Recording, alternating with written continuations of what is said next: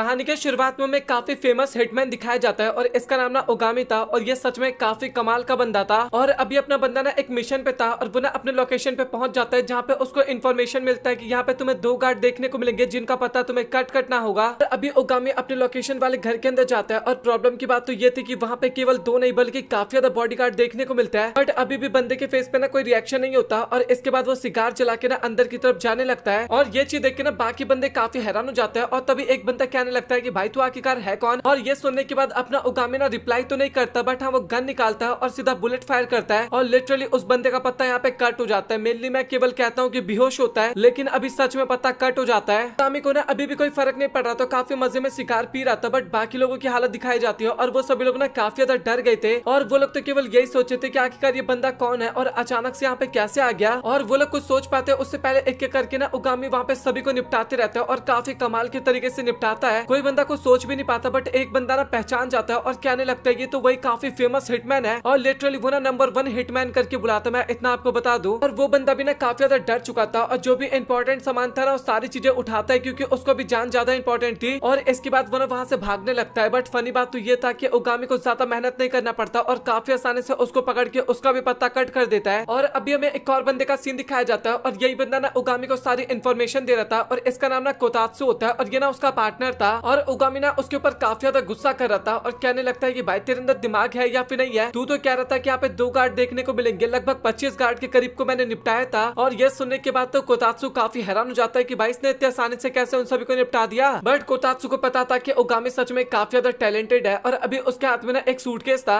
और ये ना उसने उसी बंदे के हाथ से छीना था जो कि भाग रहा था और वो बंदा इसी सूटकेस को लेके जा रहा था, मतलब कि यही काफी इंपॉर्टेंट है फिलहाल के लिए तो। और कोतात्सु ना अभी उसको ओपन करके देखता है और वहाँ पे ना मधुमक्खी के छत्ते जैसा में कुछ एक बॉक्स के अंदर दिखाया जाता है। और सच बताओ तो उन दोनों को ना बिल्कुल भी समझ में नहीं आता कि आखिरकार ये क्या चीज है। और इसके बाद सीन शिफ्ट होता है और बंदा ना अपने घर पे जा रहा था और लिफ्ट के अंदर था वो और तभी अचानक से उसके पास एक बच्चा आता है और बच्चा देख के ना उसको काफी ज्यादा डर जाता है। और इसके बाद ओगामी बताने लगता है कि सच बताओ तो मुझे बच्चे ना बिल्कुल भी पसंद नहीं है। और तभी वो कहने लगता है कि मैं झूठ कह रहा था, सच बात तो यह है कि बच्चे मुझे पसंद नहीं करते और वो लोग मुझे पसंद नहीं करते ना, इस कारण मैं भी उन्हें बिल्कुल भी पसंद नहीं करता। और इसके बाद वो अपने पास्ट लाइफ के बारे में थोड़ी बहुत चीजें बताने लगता है हमें और वो बताने लगता है कि सच बताओ तो मेरे पास बिना काफी हैप्पी फैमिली हुआ करती थी, मतलब कि मेरे पास एक मेरी प्यारी सी बेटी थी, मेरे पास मेरी वाइफ थी बट हम दोनों का ज्यादा कुछ चला नहीं क्योंकि हम दोनों का थॉट प्रोसेस ना काफी ज्यादा डिफरेंट था। देखा जाए तो उसको मेरा काम बिल्कुल भी पसंद नहीं था और देखा जाए तो जो मैं अपना काम करता हूँ वो मैं कोई शौक के कारण नहीं करता। सच बात तो यह है कि मैं किसी काम में बिल्कुल भी अच्छा नहीं हूँ और केवल यही एक काम है जो कि मुझे अच्छे तरीके से आता है तो मुझे मजबूरन ये करना पड़ता है। और बंदा ना काफी ज्यादा रिग्रेट कर रहा था और सोच रहा होता है कि काश मैं अपनी पुरानी लाइफ दोबारा जी पाता बट ऐसा कभी भी नहीं हो सकता, शायद मुझे यही लाइफ जीना पड़ेगा, इसी तरीके से अकेला रहना पड़ेगा। और तभी हमें काफी फनी सा सीन देखने को मिलता है। उसके पास जो मधुमक्खी का छत्ता जैसा कुछ था ना, तभी उसके जेब में से ना एक मधुमक्खी निकलता है और वो ना अपने लौंडे के गर्दन पे काट लेता है। और वो मधुमक्खी जब अपने बंदे को काटता है तो उसको काफी ज्यादा ही पेन होता है और लिटरली बंदा ना वहाँ पे धीरे धीरे बेहोश होने लगता है और कुछ टाइम बाद उसकी आंखें खुलती है और हमें पता लगता है कि अभी वो ना अपनी एक्स वाइफ के पास था। कहीं आप लोगों को ये तो नहीं लगाना कि उसका पत्ता कट हो गया, ऐसा कुछ भी नहीं है। इसकी वाइफ का नाम ना एडी होता है और सच बताओ तो मुझे ऐसा लगता है कि ओगामी की गलती होगी। भाई ऐसी वाइफ को कौन छोड़ सकता है, मतलब कि मैं तो कभी भी नहीं छोड़ सकता और मुझे मौका मिले तो भाई ठीक है मैं शादी कर लूंगा, कोई बात नहीं ओगामी भाई, मैं इतना तो कर ही सकता हूँ तेरे लिए। और उसकी वाइफ को ना उसके सारी कंडीशन के बारे में पता था और वो बताने लगते हैं कि मैं तुम्हें इतना बता दूंगी, तुम्हें ना एक मधुमक्खी ने काटा है और मुझे ऐसा लगता है कि मैं तुम्हें समझाऊंगी ना तो तुम्हें अच्छे तरीके से समझ में नहीं आएगा क्योंकि काफी ज्यादा डिफरेंट चीज है। और ओगामी भी कहने लगता है कि यार तुझे बकवास करने की जरूरत नहीं है, तू सीधा सीधा बता क्या तू क्या कहना चाहती है। और एरी बताने लगता है कि वो मधुमक्खी ना कोई नॉर्मल मधुमक्खी नहीं था, उसके ऊपर काफी ज्यादा एक्सपेरिमेंट किया गया था और जेनेटिकली ना उसको चेंज कर दिया गया था और उस मधुमक्खी ने तुम्हें काट लिया और तुम्हारे साथ कुछ अलग सा रिएक्शन देखने को मिल गया उसके कारण। और इसके बाद हमें हमारा ओगामी दिखाया जाता है जो कि अभी बच्चा बन गया था। भाई सच में वो बंदा खुद देख के अपने आप को काफी ज्यादा हैरान होता है और वो केवल यही सोचा था कि आखिरकार ऐसा कैसे हो सकता है, भाई मैं बच्चा कैसे बन सकता हूँ। और उसको पता चल गया था कि वो कम से कम ना अभी 20 साल छोटा हो चुका है और वो ना अपने मिशन के बारे में सोचे लगता है कि क्या पता वो मधुमक्खी वाला मिशन जो मुझे मिला था ये इसी काम के लिए बना हो। और तभी अचानक से ना उसके बॉस का उसके पास कॉल आता है और बॉस बताने लगता है कि मेरे पास अभी एक काफी इंपॉर्टेंट काम है तेरे लिए। और ओगामी ना इधर से बात कर रहा था और फनी बात तो ये था कि बॉस ना एक बच्चे के पास सुनने के बाद ना काफी ज्यादा ही हैरान हो जाता है और अभी बॉस को भी ना इस चीज के बारे में पता लग गया था और वो बताने लगता है कि सच में भाई मैं काफी ज्यादा लकी हूँ, अब ये मिशन और भी काफी ज्यादा आसान हो जाएगा। और वो बताने लगता है कि तेरे को एक स्कूल के अंदर जाना है और वहाँ पे मुझे कुछ इन्फॉर्मेशन ला के देना है। और जैसे उसको पता लगता है कि स्कूल के अंदर जाना है, ओगामी ना सीधा मना कर देता है कि उसको बच्चे बिल्कुल भी पसंद नहीं थे। और फनी बात बताऊं मैं मिशन क्या था, वो बॉस जो था ना अपनी बेटी को ना उसी प्राइवेट प्राइवेट स्कूल में ना डालने वाला था, अगले साल उसका एडमिशन करता तो वो ना चेक करना चाहता था कि वो स्कूल अच्छा है या फिर नहीं है। इस कारण उगामी ना पूरे साल उसको वहाँ पे पढ़वाने वाला था, मतलब कि बॉस उगामी को पढ़वाने वाला था वहाँ पे ताकि वो चेक कर सके। और उगामी बेचारा वहाँ पे क्या ही कर सकता था, काफी कोशिश करता है मना करने की, लेकिन तभी एरी कहने लगता है कि तुम्हारे लिए ना ये जॉब एकदम परफेक्ट है, क्योंकि देखा जाए तो अभी तुम्हें कोई मिशन भी नहीं मिलेगा और तुम्हें फ्री के पैसे मिले तो तुम्हें एक्सेप्ट कर लेने चाहिए। और फनी बात तो ये था कि जैसे अपने बंदे को पता लगता है कि उसको काफी अच्छी खासी रकम मिल रही है तो वो आखिरकार कैसे मना कर सकता था। और अभी उगामी जो था ना वो फाइनली स्कूल जाने के लिए रेडी हो गया था और कोतात्सु ना उसको एक स्पेशल चश्मा देता है और वो उस चश्मे के जरिए ना उससे कभी भी कांटेक्ट कर सकता था काफी अच्छे तरीके से। और कमाल की बात तो ये था कि चश्मे में ना कैमरा भी लगा हुआ था, जिस कारण वो काफी अच्छी तरीके से उसके ऊपर नजर भी रख सकता था। और अभी हमें पहले दिन स्कूल का सीन दिखाया जाता है और फनी बात तो ये था कि अपने लौंडे को ना काफी डर लग रहा था। वो जितना अच्छा गन के साथ था उतना अच्छा बातचीत करने में था, उतना ही बेकार, मतलब कि वो अपना इंट्रोडक्शन काफी बेकार तरीके से देता है और क्लास के बंदे भी ना उसको देख के काफी मुंह बनाने लगते हैं। उनको लगता है कि वो एकदम बेकार बनता है और इसके बाद वो ना घर पे आके ना कोतात्सु को सारी चीजों के बारे में बताने लगता है। और फनी बात तो ये था कि गलती उसने किया था और वो गलती ना स्कूल की ठहरा रहा था। और इसके बाद बंदा अगले दिन अगेन स्कूल जाता है और सबसे बड़ी प्रॉब्लम की बात तो थी कि एक दो लड़कियां जो थी ना वो उसको काफी ज्यादा नफरत करती थी, पता नहीं क्यों, बट हाँ पहले दिन से वो दोनों लड़कियां ना काफी ज्यादा नफरत करती थी अपने लौंडे को। बट वो उन सभी की बातों पे ना ज्यादा ध्यान नहीं देता क्योंकि गालियां बकती है ना, बट अपना लौंडा ज्यादा ध्यान नहीं देता और क्लास के अंदर पढ़ाई कर रहा था और टीचर ना नेगेटिव नंबर्स के बारे में पढ़ा रहा होता है। और फनी बात तो ये था कि वो सारी चीजें उगामी को ना काफी कमाल का लगता है। वो बताने लगता है कि भाई इतनी सारी चीजें जिसके बारे में मुझे नहीं पता और सच बता तो मुझे अच्छा लग रहा है कि मुझे इन सभी चीजों के बारे में जानने का मौका मिल रहा है। और कमाल की बात तो ये था कि बंदे को पढ़ाई काफी ज्यादा ही पसंद आता है, मतलब कि हम जैसे बंदों को पढ़ाई पसंद नहीं आता बट इसको पढ़ाई काफी पसंद आता है। और लिटरली बंदा घर पे भी पढ़ाई कर रहा था और ये चीज देख के कोतात्सु भी काफी हैरान हो जाता है कि भाई इसको क्या हो गया, आखिरकार ये इतना ज्यादा कैसे 1 से 2 दिन के अंदर ही बदल गया। और अभी हमें ना अगले दिन स्कूल का सीन दिखाया जाता है और फनी बात तो ये था कि अपना लौंडा स्कूल के अंदर जाता है, लेकिन तभी अचानक से एक पांडा जैसा दिखने वाला बंदा आ जाता है और क्लास के अंदर, मतलब कि स्कूल के अंदर ना सभी बच्चों को काफी ज्यादा परेशान करने लगता है। और वो ना अभी दोनों लड़कियों को भी परेशान करने के लिए आ रहा था, लेकिन तभी बीच में उगामी आ जाता है और वो सबसे पहले फॉग कर देता है ताकि उसको कोई भी ना देख सके। और उस पांडे की हालत काफी ज्यादा ही खराब कर देता है और लड़कियों को पता नहीं चलता कि आखिरकार उसकी जान किसने बचाया। बट वहाँ पे उगामी खड़ा था तो उनको ऐसा लगता है कि शायद इसी ने जान बचाया हो। और उगामी ना काफी वियर्ड तरीके से कहने लगता है कि मैं तुम्हारी जान क्यों बचाऊंगा, आखिरकार मैं तो काफी ज्यादा कमजोर हूँ, मैं किसी की जान नहीं बचाता। और फनी बात एक और मैं आपको बता दूं, क्लास के बंदे ना उगामी से नफरत इसलिए क्या करते थे क्योंकि वो ना एकदम शांत रहने वाला बंदा था, मतलब कि वो चुपचाप अपना साइड में बैठे रहता था, पढ़ाई करते रहता था या फिर बाकी चीजें। और ये सारी चीजें ना बाकी लड़कों को काफी ज्यादा अजीब सा लगता था। और अभी ना में क्लास का सीन दिखाया जाता है और सभी लोग मिलकर ना क्लास का एक ग्रुप बना रहे थे, व्हाट्सएप ग्रुप होता है ना कुछ उस टाइप का ग्रुप बना रहे थे। और कमाल की बात तो ये था कि इस बार वो दोनों लड़कियां ना अपने लौंडे के पास भी आती है और काफी प्यार से बात करने लगती है कि क्या हम तुम्हें भी ग्रुप के अंदर ऐड कर सकते हैं क्या। एक तरह से दोनों को पता चल गया था कि उगामी ना इतना बुरा इंसान नहीं है और उसी ने उनकी जान बचाई थी। और उगामी भी कहने लगता है कि अगर तुम दोनों करना चाहती हो तो कर सकती हो। उगामी जो होता है ना अभी वो स्टडी कर रहा था, बट तभी अचानक से उसके पास कॉल आता है और वो कॉल ना उसकी वाइफ का था और वो बताने लगता है कि तुम्हारे स्कूल में ना एक नोरिन नाम की लड़की है और वो ना मित्सुआ फार्मास्यूटिकल नाम की कंपनी की बेटी की ऑनर है, मतलब कि कंपनी में जो ऑनर है उसकी बेटी है। और वो बताने लगता है कि सबसे कमाल की बात तो यह है कि जिस मधुमक्खी ने काटा था ना अपने लौंडे को, उस मधुमक्खी को ना इसी कंपनी ने बनाया था। और वो कुल मिला के बता रही होती है कि तुम्हें ना नोरिन के साथ अच्छी खासी दोस्ती करना चाहिए और इसके जरिए तुम्हें पता कर सकते हो कि आखिरकार तुम्हारे साथ ये सब कुछ किसने किया था और क्यों किया था और आखिरकार ये सब कुछ कैसे हो रहा है और क्या पता आगे जाके तुम सबको ठीक भी कर पाओ। और अपना लौंडा भी कहने लगता है कि अच्छा ठीक है मैं ट्राई करूंगा उससे बात करने का। और अभी क्लास के अंदर ना कोतात्सु उसके साथ बात करने के लिए जाता है, मतलब कि उगामी। और फनी बात तो ये था कि नोरिन ना सीधा उसको मना कर देते हैं कि मुझे कोई इंटरेस्ट नहीं है। और कोतात्सु जो होता है ना वो भी काफी ज्यादा मजाक उड़ाने लगता है कि भाई उसने तेरे सीधा मुंह पे बेइज्जती मार दिया, आप क्या करेगा तू। और बेचारे अपने लौंडे को बिना इस टाइम पे काफी बुरा लग रहा था। और अभी ना हमें वही दोनों लड़कियां दिखाई जाती है और वो दोनों ना नोरिन के बारे में बताने लगते हैं कि वो लड़की ना क्लास के अंदर किसी से भी बात नहीं करती, कुल मिला के क्लास के अंदर क्या पूरे स्कूल के अंदर किसी से बात नहीं करती। और अगर तुझे उससे बात करना है तो तुझे काफी ज्यादा मेहनत करना होगा और कोशिश कर तू अच्छी तरीके से उससे बात कर सके। और अपना लौंडा भी कहने लगता है कि हाँ मैं समझ गया, मैं ट्राई करूंगा अगली बार से। अभी उगामी जो होता है ना वो अपने घर जा रहा था, बट तभी अचानक से ना उसको काफी तेज भूख लगता है और वो सोचता है कि मुझे रामन खा लेना चाहिए। और वो ना एक शॉप के अंदर जाता है, बट फनी बात तो ये था कि उस शॉप के अंदर ना नोरिन भी काम कर रही थी और ये चीज देख के अपना लौंडा भी काफी हैरान हो जाता है और साथ ही नोरिन भी वहाँ पे काफी ज्यादा हैरान हो जाती है। बट वो ज्यादा ना रिएक्शन नहीं देता और चुपचाप बैठ के ना वहाँ पे रामन को ऑर्डर करता है और चुपचाप बैठ के रामन खाने लगता है। और इसके बाद नोरिन जो होती है ना वो चुपचाप उगामी को ना घर के पीछे बुलाती है, मतलब कि जो शॉप था उसके पीछे। और वो ना सारे सिचुएशन के बारे में बताने लगते हैं कि तुझे पता चल गया, बट मैं नहीं चाहती कि तू क्लास के अंदर किसी को भी इस चीज के बारे में बताए कि मैं एक रामन शॉप पे काम करती हूँ। और फनी बात तो ये था कि वो क्लास के अंदर भी ना उससे बात करने वाली नहीं थी, मतलब कि एक तो अपना लौंडा उसका सीक्रेट भी छुपाए और साथ ही वो क्लास में उसको भाव भी नहीं देगी उसके बाद भी। और उगामी बता बताने लगता है कि तुम्हें फिक्र करने की जरूरत नहीं है, मैं किसी को कुछ नहीं बताऊंगा। और इसके बाद दोनों ना एक साथ घर जाने लगते हैं। और तभी अचानक से उगामी कहने लगता है कि जब तुम इतने अमीर बाप की बेटी हो तो आखिरकार तुम एक रामन शॉप पे क्यों काम कर रही हो। और लिटरली इसके बाद बंदी बताने लगते हैं कि वो ना मेरे अंकल है, और सच बताओ तो वो हमारी फैमिली में ना सबसे अलग है, क्योंकि हमारी फैमिली में सभी लोग ना केवल रिस्पेक्ट या फिर पैसे के पीछे दौड़ते हैं। क्या करना चाहिए क्या नहीं करना चाहिए सभी चीजों का ऑर्डर उनसे लेना पड़ता है। कुछ भी काम गलत कर दो तो काफी प्रॉब्लम की बात होती है। लेकिन उसके चाचा जो थे ना वो काफी डिफरेंट थे, वो केवल अपने आप को खुश रखना चाहते थे और साथ ही लोगों को भी खुश रखना चाहते थे। इस कारण उन्होंने रामन शॉप ओपन की। और सच बताओ तो मैं भी ना एक काफी कमाल का रामन शॉप ओपन करना चाहती हूँ, जिसके कारण मैं सभी को खुश रख सकूं। और उसकी बातें सुनने के बाद ना अपना बंदा भी काफी हैरान हो जाता है और सोचने लगता है कि मतलब कि तुम्हारी सोच भी तुम्हारी फैमिली की तरह बिल्कुल भी नहीं मिलता। और वो कहने लगते हैं कि हाँ तुमने सही कहा। और इसी तरीके से बात करते करते ना काफी आगे तक आ जाते दोनों। और उगामी बताने लगता है कि अच्छा ठीक है तो फिर अभी मुझे जाना होगा। और इसके बाद वो ना अलग अलग डायरेक्शन में दोनों जाने लगते हैं। और जैसे ही उगामी थोड़ा आगे जाता है ना तभी नोरेन को ना कोई किडनैप कर लेता है। और ये चीज देख के अपना बंदा काफी घबरा जाता है। और जो कोतात्सु होता है ना वो भी बताने लगता है कि जो उस गाड़ी का नंबर प्लेट है ना वो फेक नंबर प्लेट है, और अगर वो लोग हाथ से निकल गए तो पकड़ना काफी ज्यादा डिफिकल्ट हो जाएगा। और उगामी बताने लगता है कि चाहे कुछ भी हो हमें उसे पकड़ना पड़ेगा। और उसको पता था कि उस लड़की को पकड़ने का आखिरकार क्या रीजन है। जिस रीजन के कारण उगामी दोस्ती करना चाहता था मेनली वही रीजन था, मतलब कि वही मधुमक्खी के बारे में लोग जानना चाहते हैं कुल मिला के। और तभी कोतात्सु से पूछने लगता है कि भाई आखिरकार अभी हमें क्या करना होगा। और उगामी बताने लगता है कि तुझे कुछ भी करने की जरूरत नहीं है, सारी चीजें मैं हैंडल कर सकता हूँ। और इसके बाद लिटरली भाई वो एक काफी लंबे टावर पे ना एकदम निंजा की तरह चढ़ जाता है। और काफी हाइट पे जाने के बाद अभी वो चेक करने लगता है कि आखिरकार गाड़ी कहाँ पे है। और फनी बात तो ये था कि गाड़ी तो दिख जाता है और वो ना काफी आसानी से ना उस पर निशाना लगाने लगता है। और लिटरली भाई वो ना उस गाड़ी पे निशाना लगा लेता है और उसके ऊपर ना ट्रैकर लगा दिया था ताकि वो ना बाद में भी पीछा कर सके गाड़ी का। अभी नोरेन ना हमें एक कमरे के अंदर दिखाई जाती है और वो कमरा ना काफी ज्यादा भद्दा सा था। और प्रॉब्लम की बात तो ये थी कि उसके सामने ना 3 आदमी बैठे हुए थे और वो सभी की निगाहें ना काफी गलत जगह था, मतलब कि वो बंदे काफी क्रीपी थे, मैं इतना आपको बता दूं। और उनमें से एक बंदा तो अभी नोरेन को किस करने वाला था, लेकिन तभी वहां पे उसका बॉस आके ना उसको काफी गंदी तरीके से पीट देता है। और वो कहने लगता है कि मुझे माफ करना अपने आदमी के व्यवहार को लेकर, और अभी मैं तुमसे कुछ क्वेश्चन करने वाला हूँ और चुपचाप तुम्हें उसका आंसर मुझे देना होगा।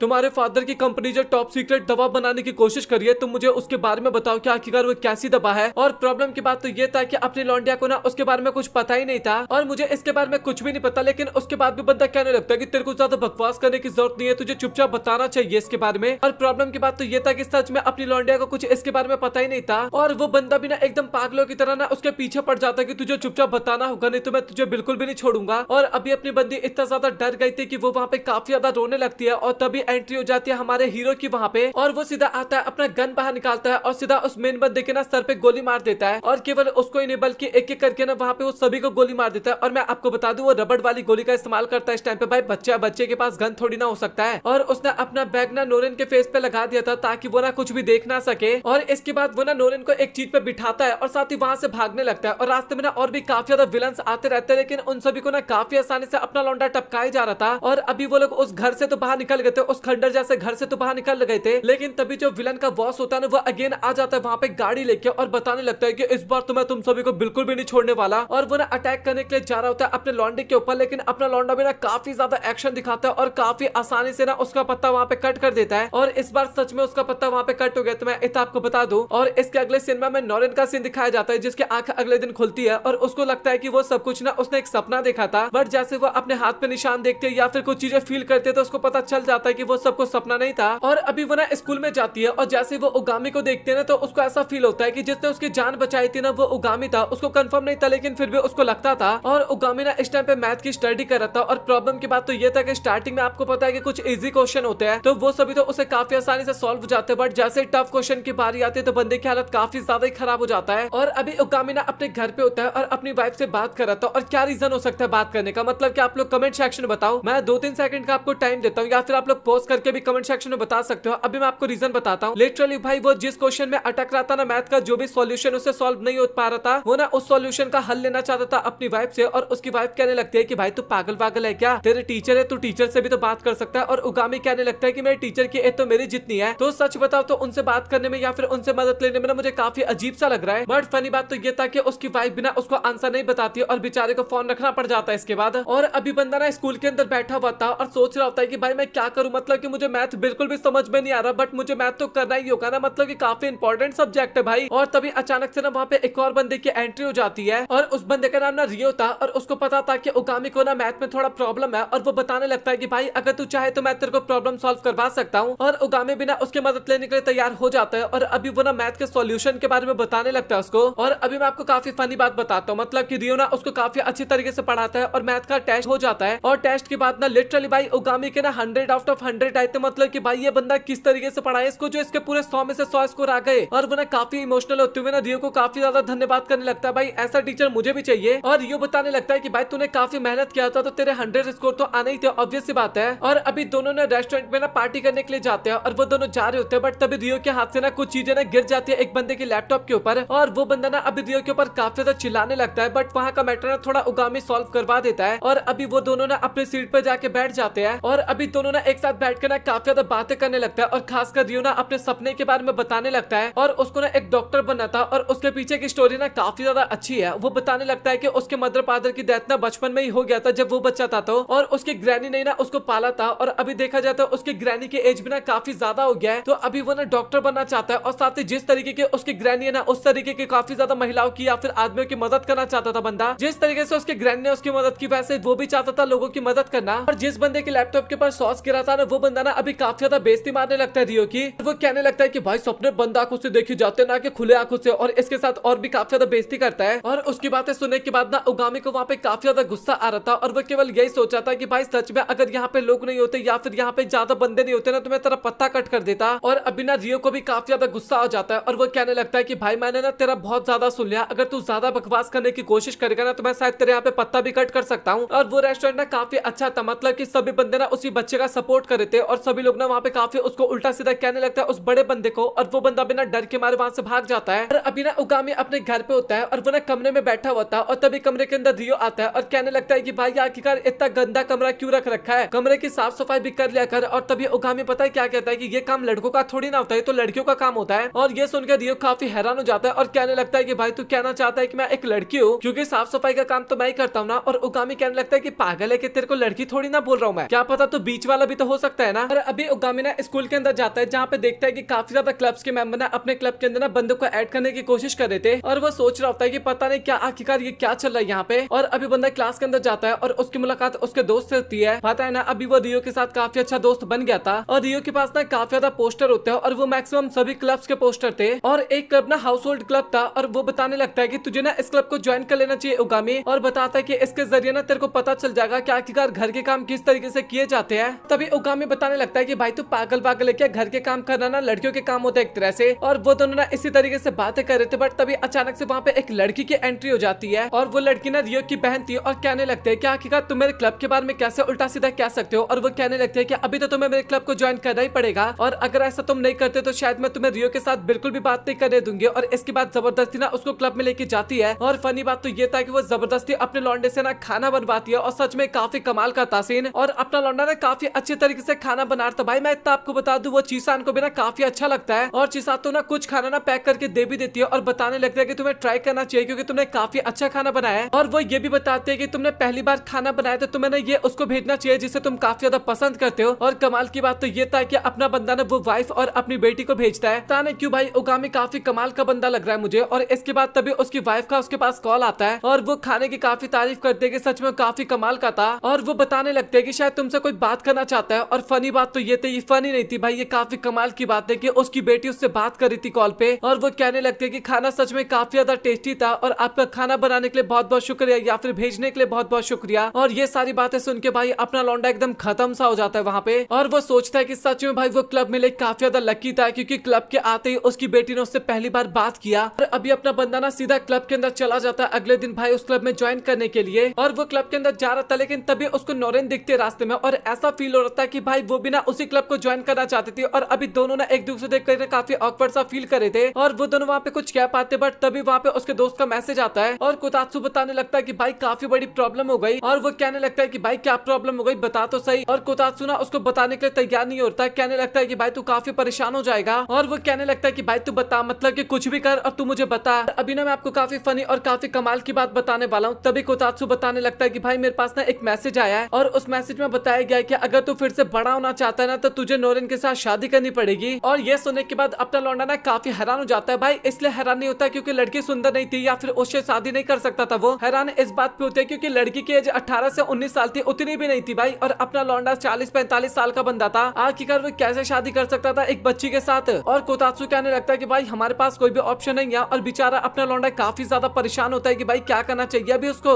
इसके बाद हमें ओगामी और एरिका सीन दिखाया जाता है जो कि इधर उधर भाग रहे थे, और कुल मिला के पूरा स्कूल ना उनके पीछे पड़ा हुआ था, और वो सभी लोग ना जानना चाहते थे कि आखिरकार एरिका बॉयफ्रेंड कौन है, और एक बंदे के पीछे ना फोटो क्लिक करने के लिए भाग रहे होते हैं। और अभी दोनों ना छिप छिपा के एक जगह पे आ जाते हैं, और एरी जो होती है ना वो अभी अपने ओगामी से ना काफी ज्यादा माफी मांगने लगती है, और बताने लगता है कि जो क्लब एक्टिविटी का वो इतने टाइम से वेट कर रही थी वो पूरी तरीके से खराब हो गया, और वो ना काफी ज्यादा परेशान हो रही थी। और देखा जाए तो ओगामी भी ना अभी काफी ज्यादा परेशान हो गया था, और कोतात्सु जो होता है ना वो तो काफी ज्यादा मजे ले रहा था ओगामी के, और बताने लगता है कि देखा जाए तो एक तरह से अपना मिशन तो कंप्लीट हो गया ना, क्योंकि अभी सभी को लगता है कि ओगामी और एरी गर्लफ्रेंड बॉयफ्रेंड है। लेकिन ओगामी जो होता है ना वो इस काम के लिए सीधा मना कर देता है, और कहने लगता है कि भाई तू पागल वागल है क्या, तेरे को पता है ना कि मेरी एज क्या है, और मैं अपनी बेटी की उम्र की लड़की से कैसे प्यार कर सकता हूँ। और एरी भी ना अभी काफी ज्यादा रिक्वेस्ट करने लगते हैं ओगामी से, और बताने लगता है कि अगर लोगों को पता चल जाएगा कि मेरा ऑलरेडी बॉयफ्रेंड है तो वो सभी ना मेरा पीछा छोड़ देंगे। और वो कहने लगते हैं कि क्या तुम प्लीज मेरे बॉयफ्रेंड बन सकते हो, नकली बॉयफ्रेंड। और ये सुनने के बाद ओगामी भी ना काफी घबरा जाता है, और बंदी ना वहाँ पे काफी ज्यादा रिक्वेस्ट करने लगती है, और ओगामी के पास कोई ऑप्शन नहीं होता, बट वो बताने लगता है कि ये ना एकदम फेक होगा और हमें क्लोज बिल्कुल भी नहीं आना। और एरी तो अभी काफी ज्यादा खुश हो गई थी, और इसके कुछ टाइम बाद का सीन दिखाया जाता है जहाँ पे कुछ बंदे ना अपने ओगामी को ना काफी गंदी तरीके से पकड़ के पीट रहे होते हैं, और बताने लगता है कि या तो तुझे हमारा सारा काम करना होगा, बातें मानना पड़ेगा, या तो तुझे ओगामी को छोड़ देना होगा, एरी को छोड़ देना होगा। और ओगामी सोच रहा होता है कि अगर मैं चाहूँ तो चंद सेकंड में इन सभी का पत्ता यहाँ पे कट कर सकता हूँ, बट मैं कुछ नहीं कर सकता, नहीं तो स्कूल में बवाल हो सकता है। और बंदा ना जैसे तैसे करके वहां से बच के निकल जाता है, और वो ना सीधा 3rd फ्लोर से जंप कर जाता है, और वहाँ पे ना कुछ स्पोर्ट्स वाले बंदे कुछ खेल रहे थे, और वो ना सीधा उन्हीं के चीज के ऊपर गिर जाता है, और ओगामी को कुछ नहीं होता, वो तो एकदम सेफ होता है। लेकिन बाकी बंदे ना उसको देख के काफी हैरान होते हैं कि आखिरकार ये बंदा कैसे 3rd फ्लोर से जंप कर सकता है। और अभी देखा जाए तो बंदा क्लास के अंदर आता है, और क्लास में भी ना भाई केवल इसी के बारे में बात कर रहे थे कि ओगामी और एरी एक दूसरे को डेट कर रहा है। और तभी ओगामी के दोनों दोस्त आते हैं, और वो बात करने लगता है कि भाई सच में तू ना काफी कमाल का है। तभी ओगामी कहने लगता है कि अगर तुम दोनों मुझे देख रहे थे तो मदद करने क्यों नहीं आए। और वो बात करने लगता है कि हमें पता था कि तू काफी आसानी से बच सकता है। और इसके बाद दोनों बताने लगता है कि तुम्हें मैं इतना बता दूं कि इस स्कूल में ना काफी टैलेंटेड बंदे हैं, कोई नॉर्मल स्टूडेंट नहीं पढ़ते सिर्फ। और यूनिकॉर्न ग्रुप के बारे में बताने लगता है कि उस ग्रुप में ना हमें काफी ज्यादा मेंबर्स देखने को मिलता है, और सभी मेंबर्स ना काफी ज्यादा कमाल के होते हैं, उनके पास अलग अलग टैलेंट होता है। और फनी बात तो ये था कि उन सभी का ध्यान ना एरी के ऊपर था, मतलब कि वो सभी लोग भी एरी को पसंद करते थे। और अभी सभी को पता चल गया था कि अपना ओगामी एरी का बॉयफ्रेंड है, तो वो सभी अभी ओगामी के पीछे पड़ने वाले थे। और इसके अगले सीन में ना अपना ओगामी ना एरी के साथ बात कर रहा था, और एरी बताने लगता है कि अभी सब कुछ एकदम सही चल रहा है, उसको ज्यादा लोग परेशान नहीं करते, और इसी तरीके से वो फेक एक्टिंग करने वाले थे। और वो ना मुस्कुरा के वहाँ पे बात कर रही थी, और तभी एक लड़का ना उनकी तरफ देख रहा था, और उनको ऐसा लगता है कि भाई ओगामी कोई नॉर्मल बंदा तो होगा नहीं कि एरी इतनी जल्दी उससे पट गई एक तरह से।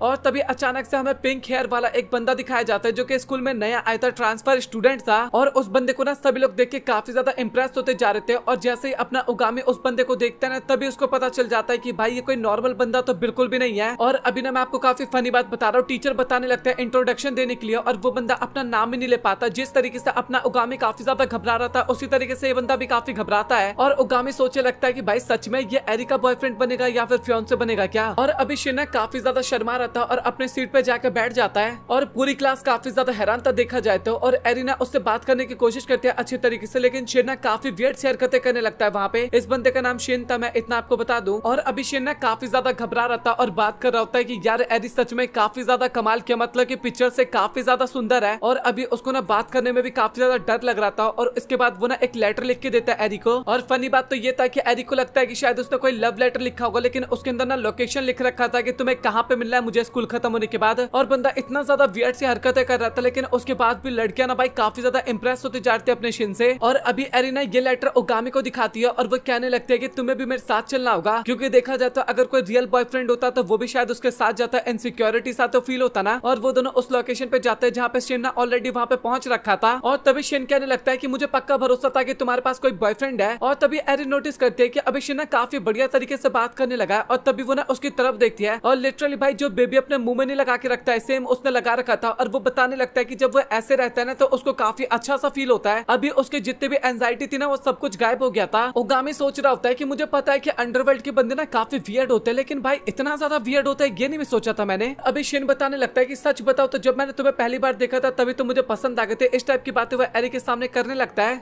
और तभी एरी बताने लगता है कि तुम्हें पता है ना कि मेरा ऑलरेडी बॉयफ्रेंड है। और तभी शिन कहने लगता है कि मुझे इससे कोई ज्यादा फर्क नहीं पड़ता। था और अभी एरिना शिन की तरफ देखती है और उसकी आंखों को देखने के बाद ना उसको कुछ एहसास होता है और वो बताने लगता है कि मुझे पता है कि तुम ना मुझे प्यार नहीं करते सच्चे मन से और देखा जाए तो तुमसे ना कोई मिशन करवाने की कोशिश कर रहा है। मुझे ऐसा फील हो रहा है कि तुम्हें कोई ऑर्डर दिया और तुम ये ऑर्डर फॉलो करने की कोशिश कर रहे हो। और वो बताने लगता है कि अगर कोई अपनी असली फीलिंग्स के बारे में मुझे बताएगा तो मैं उससे अच्छी तरीके से बात करूंगी, बट तुम जैसे बंदों के साथ मुझे बात बिल्कुल भी नहीं करना। और ये सुनने के बाद अपना शिन भी ना काफी ज्यादा हैरान हो जाता है और चुपचाप रह जाता है। फिर इसके बाद क्या आता है कि सच बात है, अगर वो शायद उसको सच्चा प्यार कर रहा होता तो वो उससे और अलग तरीके से बात करता और इसके बाद वो ना उससे माफी मांगने लगता है। और फनी बात तो ये था कि इसके बाद तभी बंदा अचानक से उगामी के ऊपर अटैक कर देता है। उगामी काफी आसानी से उसके अटैक से बच जाता है, लेकिन तभी नोटिस करता है उगामी की शिन उसके पीछे आ चुका था और अभी दोनों को एक दूसरे को पता चल जाता है कि भाई ये कोई नॉर्मल बंदा तो बिल्कुल भी नहीं है। मतलब कि दोनों को पता चल गया था कि अंडरवर्ल्ड के बंदे दोनों। शिन बताने लगता है कि पहले उसका प्लान था कि वो एरिक को ना धीरे धीरे फील दिलवाने की कोशिश करेगा कि वो उसको पसंद करता है, बट अभी बंदा सीधा ना उगामी को चैलेंज कर लेता है वहाँ पे और बताने लगता है कि जो भी जीतेगा ना वो एक तरह से एरिक का फियांसे बनेगा। और फनी बात तो ये था कि अपने उगामी के जेब में ना एक पेन था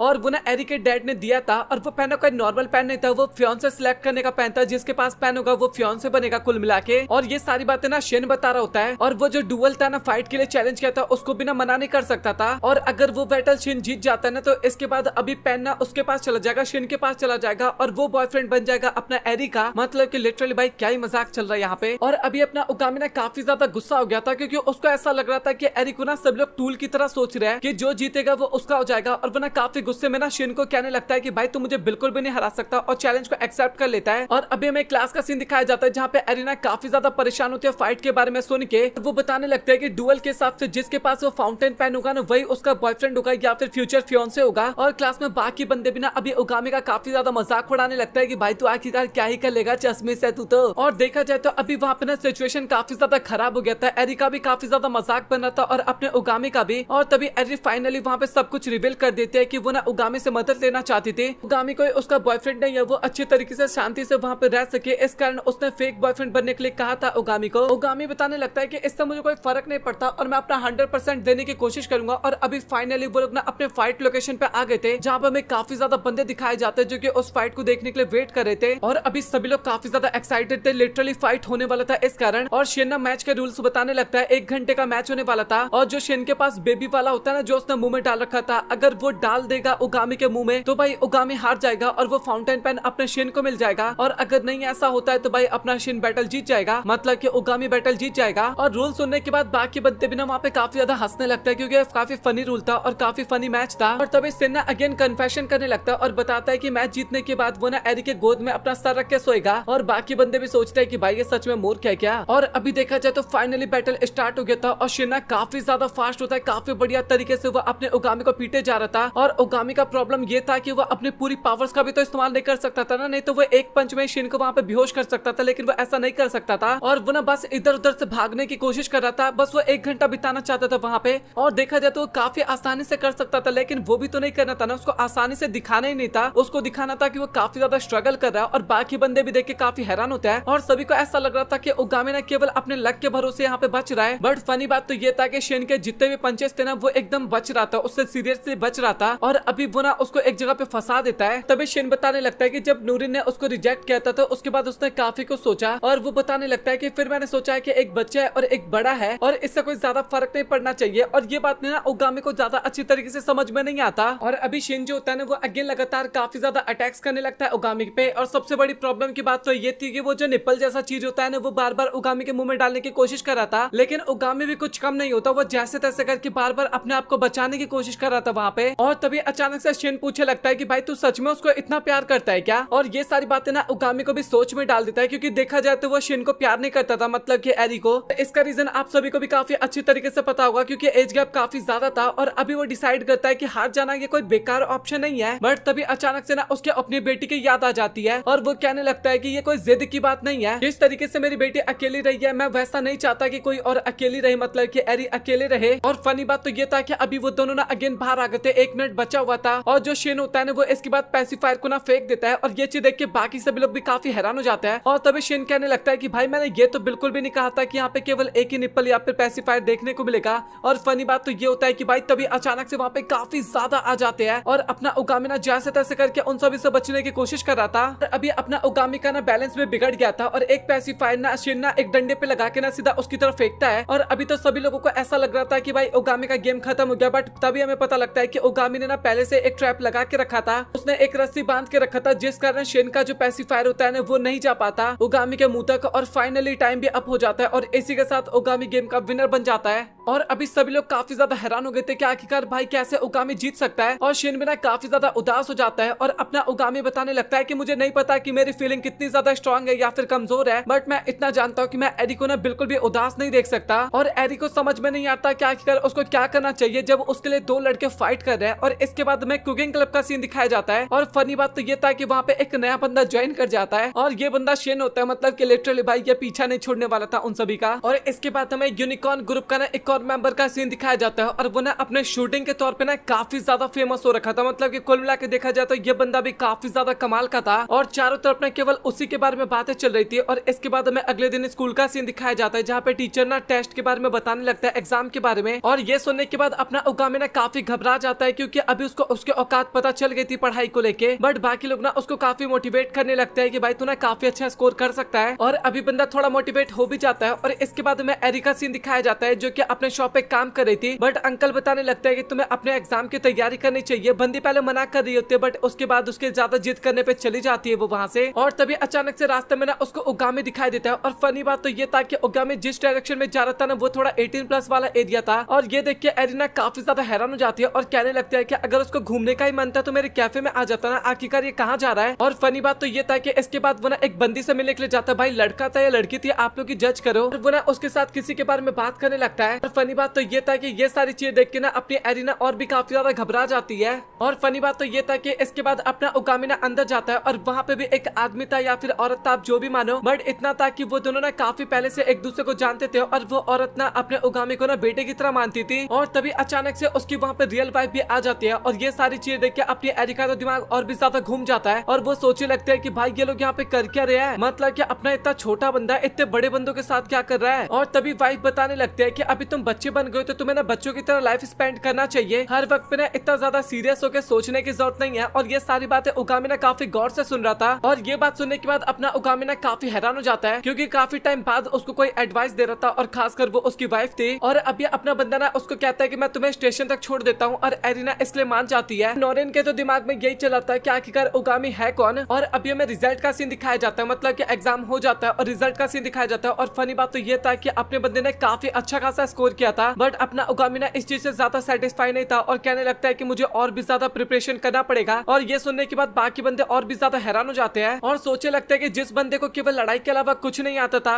या फिर इधर उधर की हरकतें करता था, अभी वो पढ़ाई पे ध्यान देने लगा है। और अपना जो शेन बंदा होता है ना उसके पास की तो कुछ नहीं थी, वो तो फेल हो गया था एक तरह से मान लो। और चिसातो ना अभी काफी ज्यादा चीजों के बारे में बताने लगते हैं जो कि डेली लाइफ में यूज आता है, और वो सारी बातें ना अपना बंदा काफी गौर से सुन रहा था। देखा जाए तो अभी वो ना नॉर्मल स्टूडेंट की तरह धीरे बिहेव करने लगा था। और अभी दोनों ना घर की तरफ जा रहे थे और तभी कितो सेनपाई दिखाई देता है जो कि पौधों में पानी डाल रहा था। और नॉरेन पूछे लगते हैं कि आप क्या कर रहे हो, और वो बताने लगते हैं कि इसके अंदर ना काफी जल्दी सनफ्लावर्स के फूल आने वाले, तो वो देखने में काफी अच्छा लगेगा तो मैं थोड़ा ध्यान रख रहा हूँ। और नॉरेन बताने लगते हैं रास्ते में कि सभी लोग ना किसी काम में काफी ज्यादा अच्छे हैं, और सच बताओ तो मैं भी किसी काम में काफी ज्यादा कमाल का बनना चाहती हूँ। और अपना ओगामी ना उसकी बातें काफी गौर से सुन रहा था। और सच बताओ तो अभी वो ना एक तरह से नॉर्मली बिहेव कर रहा था वहाँ पे, ना कि बड़ों वाला दिमाग लगा रहा था। और इसके बाद हमें अगले दिन स्कूल का सीन दिखाया जाता है जहाँ पे चितातो बताने लगता है कि उनको बास्केटबॉल टीम के लिए ना काफी बड़ा लंच का ऑर्डर आया एक तरह से, और काफी मेहनत करना पड़ेगा। बट फनी बात तो ये था या फिर प्रॉब्लम की बात बोलो कि उस टीम के अंदर ना एक यूनिकॉर्न ग्रुप का बंदा था। और चिसातो ना ओगामी को कहने लगता है कि अगर तुम्हें कोई प्रॉब्लम है तो तुम उसके पास बिल्कुल भी मत जाना, बट ओगामी कहने लगता है कि मुझे इसमें कोई भी प्रॉब्लम नहीं है। और नोरिन भी ना इस बात पे एग्री करती है। और इसके बाद सभी लोग ना अपना काम काफी अच्छी तरीके से करने लगता है, मतलब कि सभी को काम डिवाइड कर दिया जाता है और वो सभी लोग अपना काम कर रहे होते हैं। और अभी फाइनली लंच रेडी हो गया था और वो लोग ना बास्केटबॉल टीम के पास जाते हैं। बट फनी बात तो ये होता है कि भाई गड़बड़ हो जाता है। तो यूनिकॉर्न ग्रुप का बंदा होता है ना भाई, वो सीधा अपने ओगामी के पास आ जाता है। वो ना सबसे पहले राइस बॉल खाने लगता है और फिर बताता है कि तो तू ही वो बंदा है जो कि मेरे फेथ को छीनने की कोशिश कर रहा है मुझसे। अभी नॉरिन को ऐसा लग रहा था कि यहाँ पे अगेन फिर से प्यार मोहब्बत वाला सीन होने वाला है, बट तभी बंदा बताने लगता है कि तुझे फिक्र करने की जरूरत नहीं है, मेरे को तेरे अंदर ना कोई भी इंटरेस्ट नहीं है, सच बताओ तो मुझे केवल ओगामी से मतलब है इस टाइम पे। और तेनमा बताने लगता है कि पहले सभी बंदों का ध्यान ना केवल मेरे ऊपर रहा करता था, बट जब से स्कूल के अंदर ओगामी आ गया ना तो भाई लोग ना उसकी तरफ भी ध्यान देने लग गया और ये चीजें ना उसको बिल्कुल भी अच्छा नहीं लगता। और अभी ओगामी भी ना काफी ज्यादा हैरान हो गया था और उसने तो कभी सोचा ही नहीं था कि वो स्कूल के अंदर पॉपुलर भी होते जा रहा है। बट तेनमा ने तो वहाँ पे डिसाइड कर लिया था कि अभी वो ओगामी को काफी तगड़ा वाला चैलेंज करने वाला है और वो बताने लगता है कि अगर ओगामी तुम जीत गए तो मैं तुम्हारे रास्ते से साइड हट जाऊंगा और अगर तुम हार गए तो उसके बाद तो तुम्हें पता ही है। और अपना ओगामी ना कुछ नहीं कह रहा था और इसके बाद तेनमा ना उसके क्लब की काफी ज्यादा बेइज्जती करने लगता है कि वो किसी भी काम का नहीं है और ये बातें ना उसको काफी ज्यादा बुरा लगता है। उसकी बेइज्जती मार रहा था तो चल रहा था बट अभी उसके दोस्तों की बेइज्जती मारने लगा था तो आखिरकार ये बंदा कैसे सहन कर सकता था और वो सीधा चैलेंज को एक्सेप्ट कर लेता है और बंदा बताने लगता है कि भाई तुझे ना क्लब की बेइज्जती नहीं करनी चाहिए थी। और फाइनली वहाँ पे डिसाइड हो जाता है, एक हफ्ते बाद मैच होने वाला था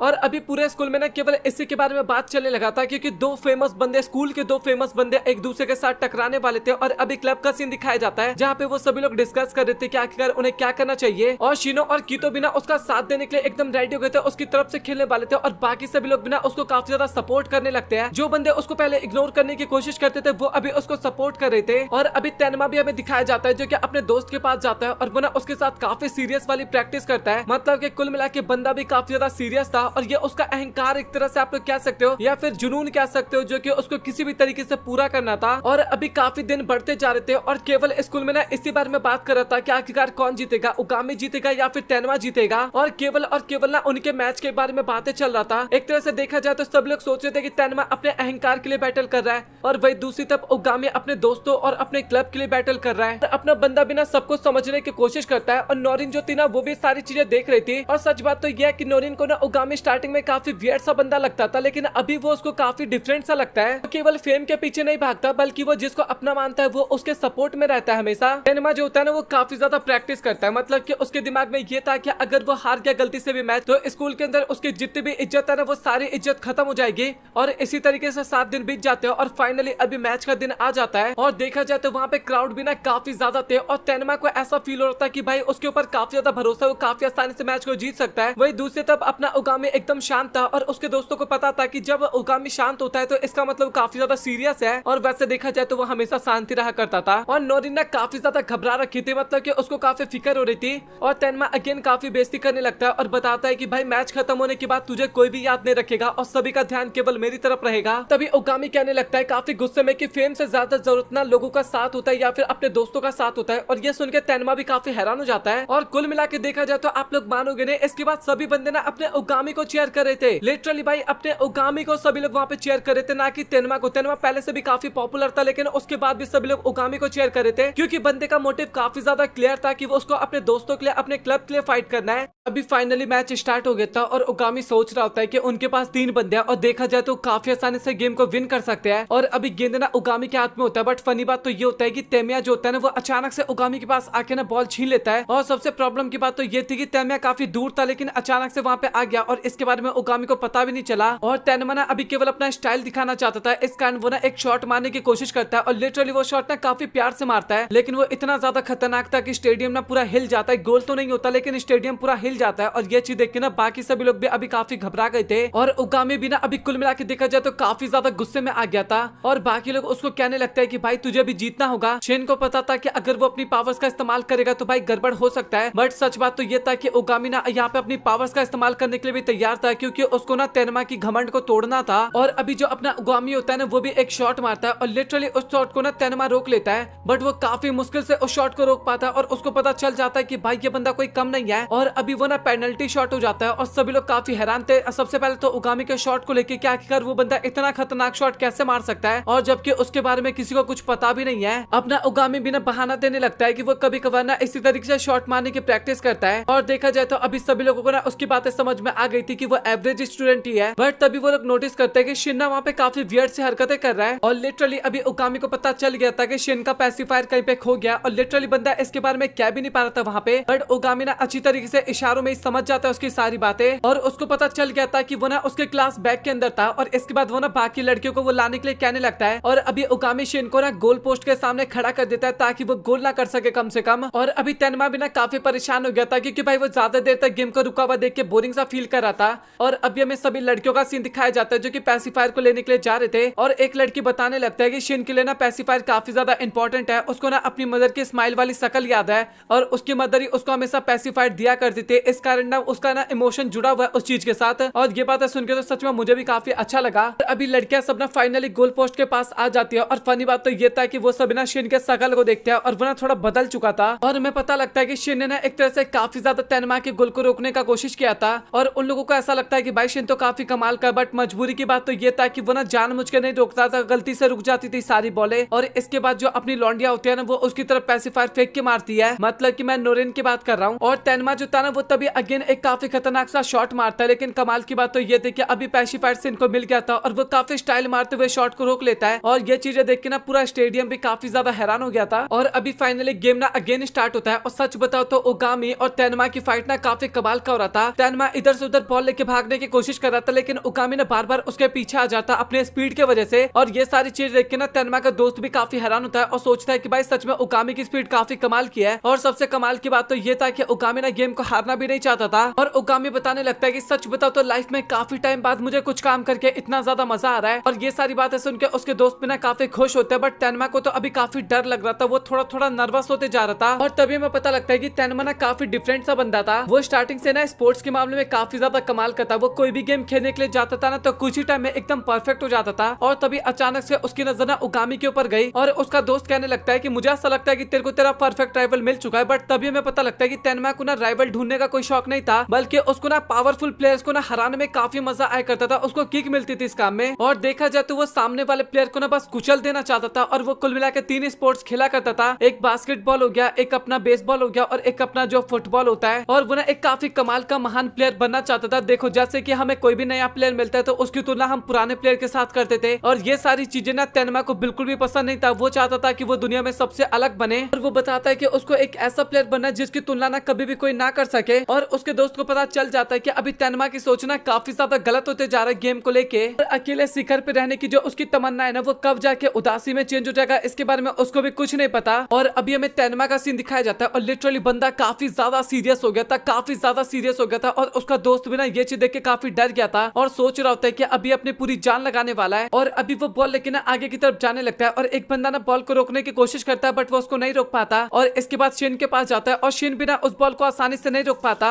अभी फाइनली वो ओगामी के सामने आ गया था और सच बताओ तो ओगामी भी ना उसको नहीं रोक पाता। वो उसके सामने एक नया ट्रिक अपनाता है और काफी आसानी से बास्केट कर लेता है। और ये चीजें देखने के बाद तो सभी लोग काफी ज्यादा हैरान हो गए थे। साथ ही फर्स्ट हाफ खत्म हो गया था, तेनमा के एक स्कोर था। और अभी जो अपने हीरो की टीम होती है ना वो सभी भी काफी ज्यादा घबरा गए थे। उनको पता था कि तेनमा अकेले पूरा गेम लेके जा सकता है और अभी किसी को समझ में नहीं आता कि आखिरकार क्या करना चाहिए। बट तभी ओगामी कहता है कि क्या वो अकेले तेनमा का सामना कर सकता है। और बाकी लोगों को ना कुछ भी समझ में नहीं आता कि आखिरकार वो क्या करना चाहता है। बट ओगामी ना रिक्वेस्ट करने लगता है, एक बार सिर्फ प्लीज कहता है और सभी लोग ना उसकी बात मान जाते हैं। और अभी कमाल की बात तो ये था कि सेकंड हाफ भी स्टार्ट हो जाता है और ओगामी और तेनमा का गेम स्टार्ट होता है, जहाँ पे तेनमा को लग रहा था कि वो काफी आसानी से सेकंड गोल कर सकता है। और वो ना जो भी ट्रिक करने की कोशिश कर रहा था ना ओगामी ना सभी ट्रिक को काफी आसानी से पास ऑन कर दे रहा था। और ये चीजें देख के तो अभी तेनमा का दोस्त भी काफी हैरान हो गया था। देखा जाए तो भाई कोई भी ना तेनमा की स्पीड को मैच नहीं कर सकता था। और अभी जो अपना ओगामी होता है लिटरली भाई वो भी काफी ज्यादा खुश था। वो काफी टाइम बाद इतना ज्यादा एंजॉय किया था। और वो बताने लगता है कि सच बात तो ये कि बचपन से मुझे हारना बिल्कुल भी पसंद नहीं है। खेल चाहे कितना भी छोटा हो या फिर कितना भी बड़ा, वो ना उसको सीरियस होकर खेलता था। बट बड़े होते होते ना उसका गेम एकदम चेंज ही हो गया। उसके सामने ना एंजॉयमेंट तो कुछ रहा ही नहीं, बस उसको अपना काम एकदम परफेक्टली करना होता था। सच बता तो इस टाइम पे ओगामी ना काफी ज्यादा एक्साइटेड था और बताने लगता है कि भाई इस बार ना तेनिया को बता रहा होता है कि भाई सच बताओ तो मैंने कभी भी इतना ज्यादा एंजॉय नहीं किया और अभी तू मेरे बचपन के पलों को याद दिलवा रहा है। और सच बताओ तो मैं तेरे से बिल्कुल भी हारने वाला नहीं हूँ। और वो ना उसको धन्यवाद करने लगता है और तेनमा को ऐसा लगता है कि भाई वो ना काफी बड़े वाले बंदों की तरह एक्टिंग करने की कोशिश कर रहा है। बट सच बताओ तो अभी तेनमा भी ना यहाँ पे काफी ज्यादा एंजॉय कर रहा था। और कुल मिला के देखा जाए तो अभी दोनों काफी ज्यादा सीरियस होकर बैटल कर रहे थे। और ये सारी चीज देख के बाकी सभी लोग भी काफी ज्यादा हैरान हो गए थे। और अभी सभी लोग इस बात पे भी काफी कंफ्यूज थे कि जो अपना ओगामी था ना वो इतनी मुश्किल से उसका पीछा कर पा रहा था, बट अभी वो एकदम नेट टू नेट टक्कर दे रहा था तेनमा को। और आखिरकार ये चीजें कैसे हो सकता है। और जो शिन होता है ना वो बताने लगता है कि ओगामी ने ना तेनमा की चाल को पकड़ लिया है। उसको पता चल रहा है कि आखिरकार वो कब क्या करने वाला है। वो एक तरह से उसके फ्यूचर को प्रिडिक्ट करके चल रहा है। और अभी देखा जाए तो दोनों का कंपटीशन काफी ज्यादा कमाल का हो रहा था। दोनों ताकत में तो बराबर थे, लेकिन दोनों का विल पावर भी काफी ज्यादा स्ट्रॉन्ग था। और ओगामी बताने लगता है कि सच बताओ तो भाई मैं तेरे से काफी ज्यादा गुस्सा हूं। तेरे को ना हमारे क्लब की कभी भी बेइज्जती नहीं करना चाहिए था। हमने तुझे राइस बॉल्स ला के दिए, उसको तूने धन्यवाद करने की जगह तूने उसकी बेइज्जती मार दी। वो ना बॉल को लेके इसके बाद आगे की तरफ बढ़ जाता है। और अभी कमाल का चीज तो ये होता है अपना ओगामी ना बॉल को लेके आगे निकल जाता है और तेमिया ना ये सारी चीजें देखते देखते रह जाता है और फाइनली इसी के साथ अपना बंदा गोल कर देता है। और एक सेकंड के लिए ना एकदम स्टेडियम में शांति हो गया था, किसी को भी कुछ समझ में नहीं आता कि आखिरकार क्या हो गया। और इसके बाद सभी लोग ना काफी तेज चिल्लाने लगते हैं उगामी के लिए। और देखा जाए तो अभी सभी लोग काफी ज्यादा हैरान हो रखे थे। और तभी तेमिया बताने लगता है कि अभी वो ना और गेम कंटिन्यू नहीं कर सकता। तेनमा बताने लगता है कि उगामी के साथ गेम खेलते टाइम ना स्टार्टिंग में उसका पैर इंजर्ड हो गया था और अगर वो गेम और भी कंटिन्यू करेगा तो क्या पता उसके साथ फ्यूचर में प्रॉब्लम हो सकता है। और इस कारण वो गेम को ना हार मान जाता है। देखा जाए तो इसी के साथ उगामी फाइनली वो गेम जीत गया था। और अभी देखा जाए तो सभी लोग वहाँ पे काफी ज्यादा हैरान हो गए थे, बट हैरान होने का क्या फायदा था, अपना बंदा तो अभी गेम जीत गया था ना। और तभी चिसाते ना तेनमा की तरफ देखने लगती है और इसके बाद वो पट्टी लेके ना उसके पास जाती है उसके पैर पे लगाने के लिए। और ये चीज देखे ना तेनमा भी काफी हैरान हो जाता है और तेनमा बताने लगता है कि मैंने तो तुम्हारी बेइज्जती की ना, तो आखिरकार तुम मेरी मदद क्यों कर रही हो।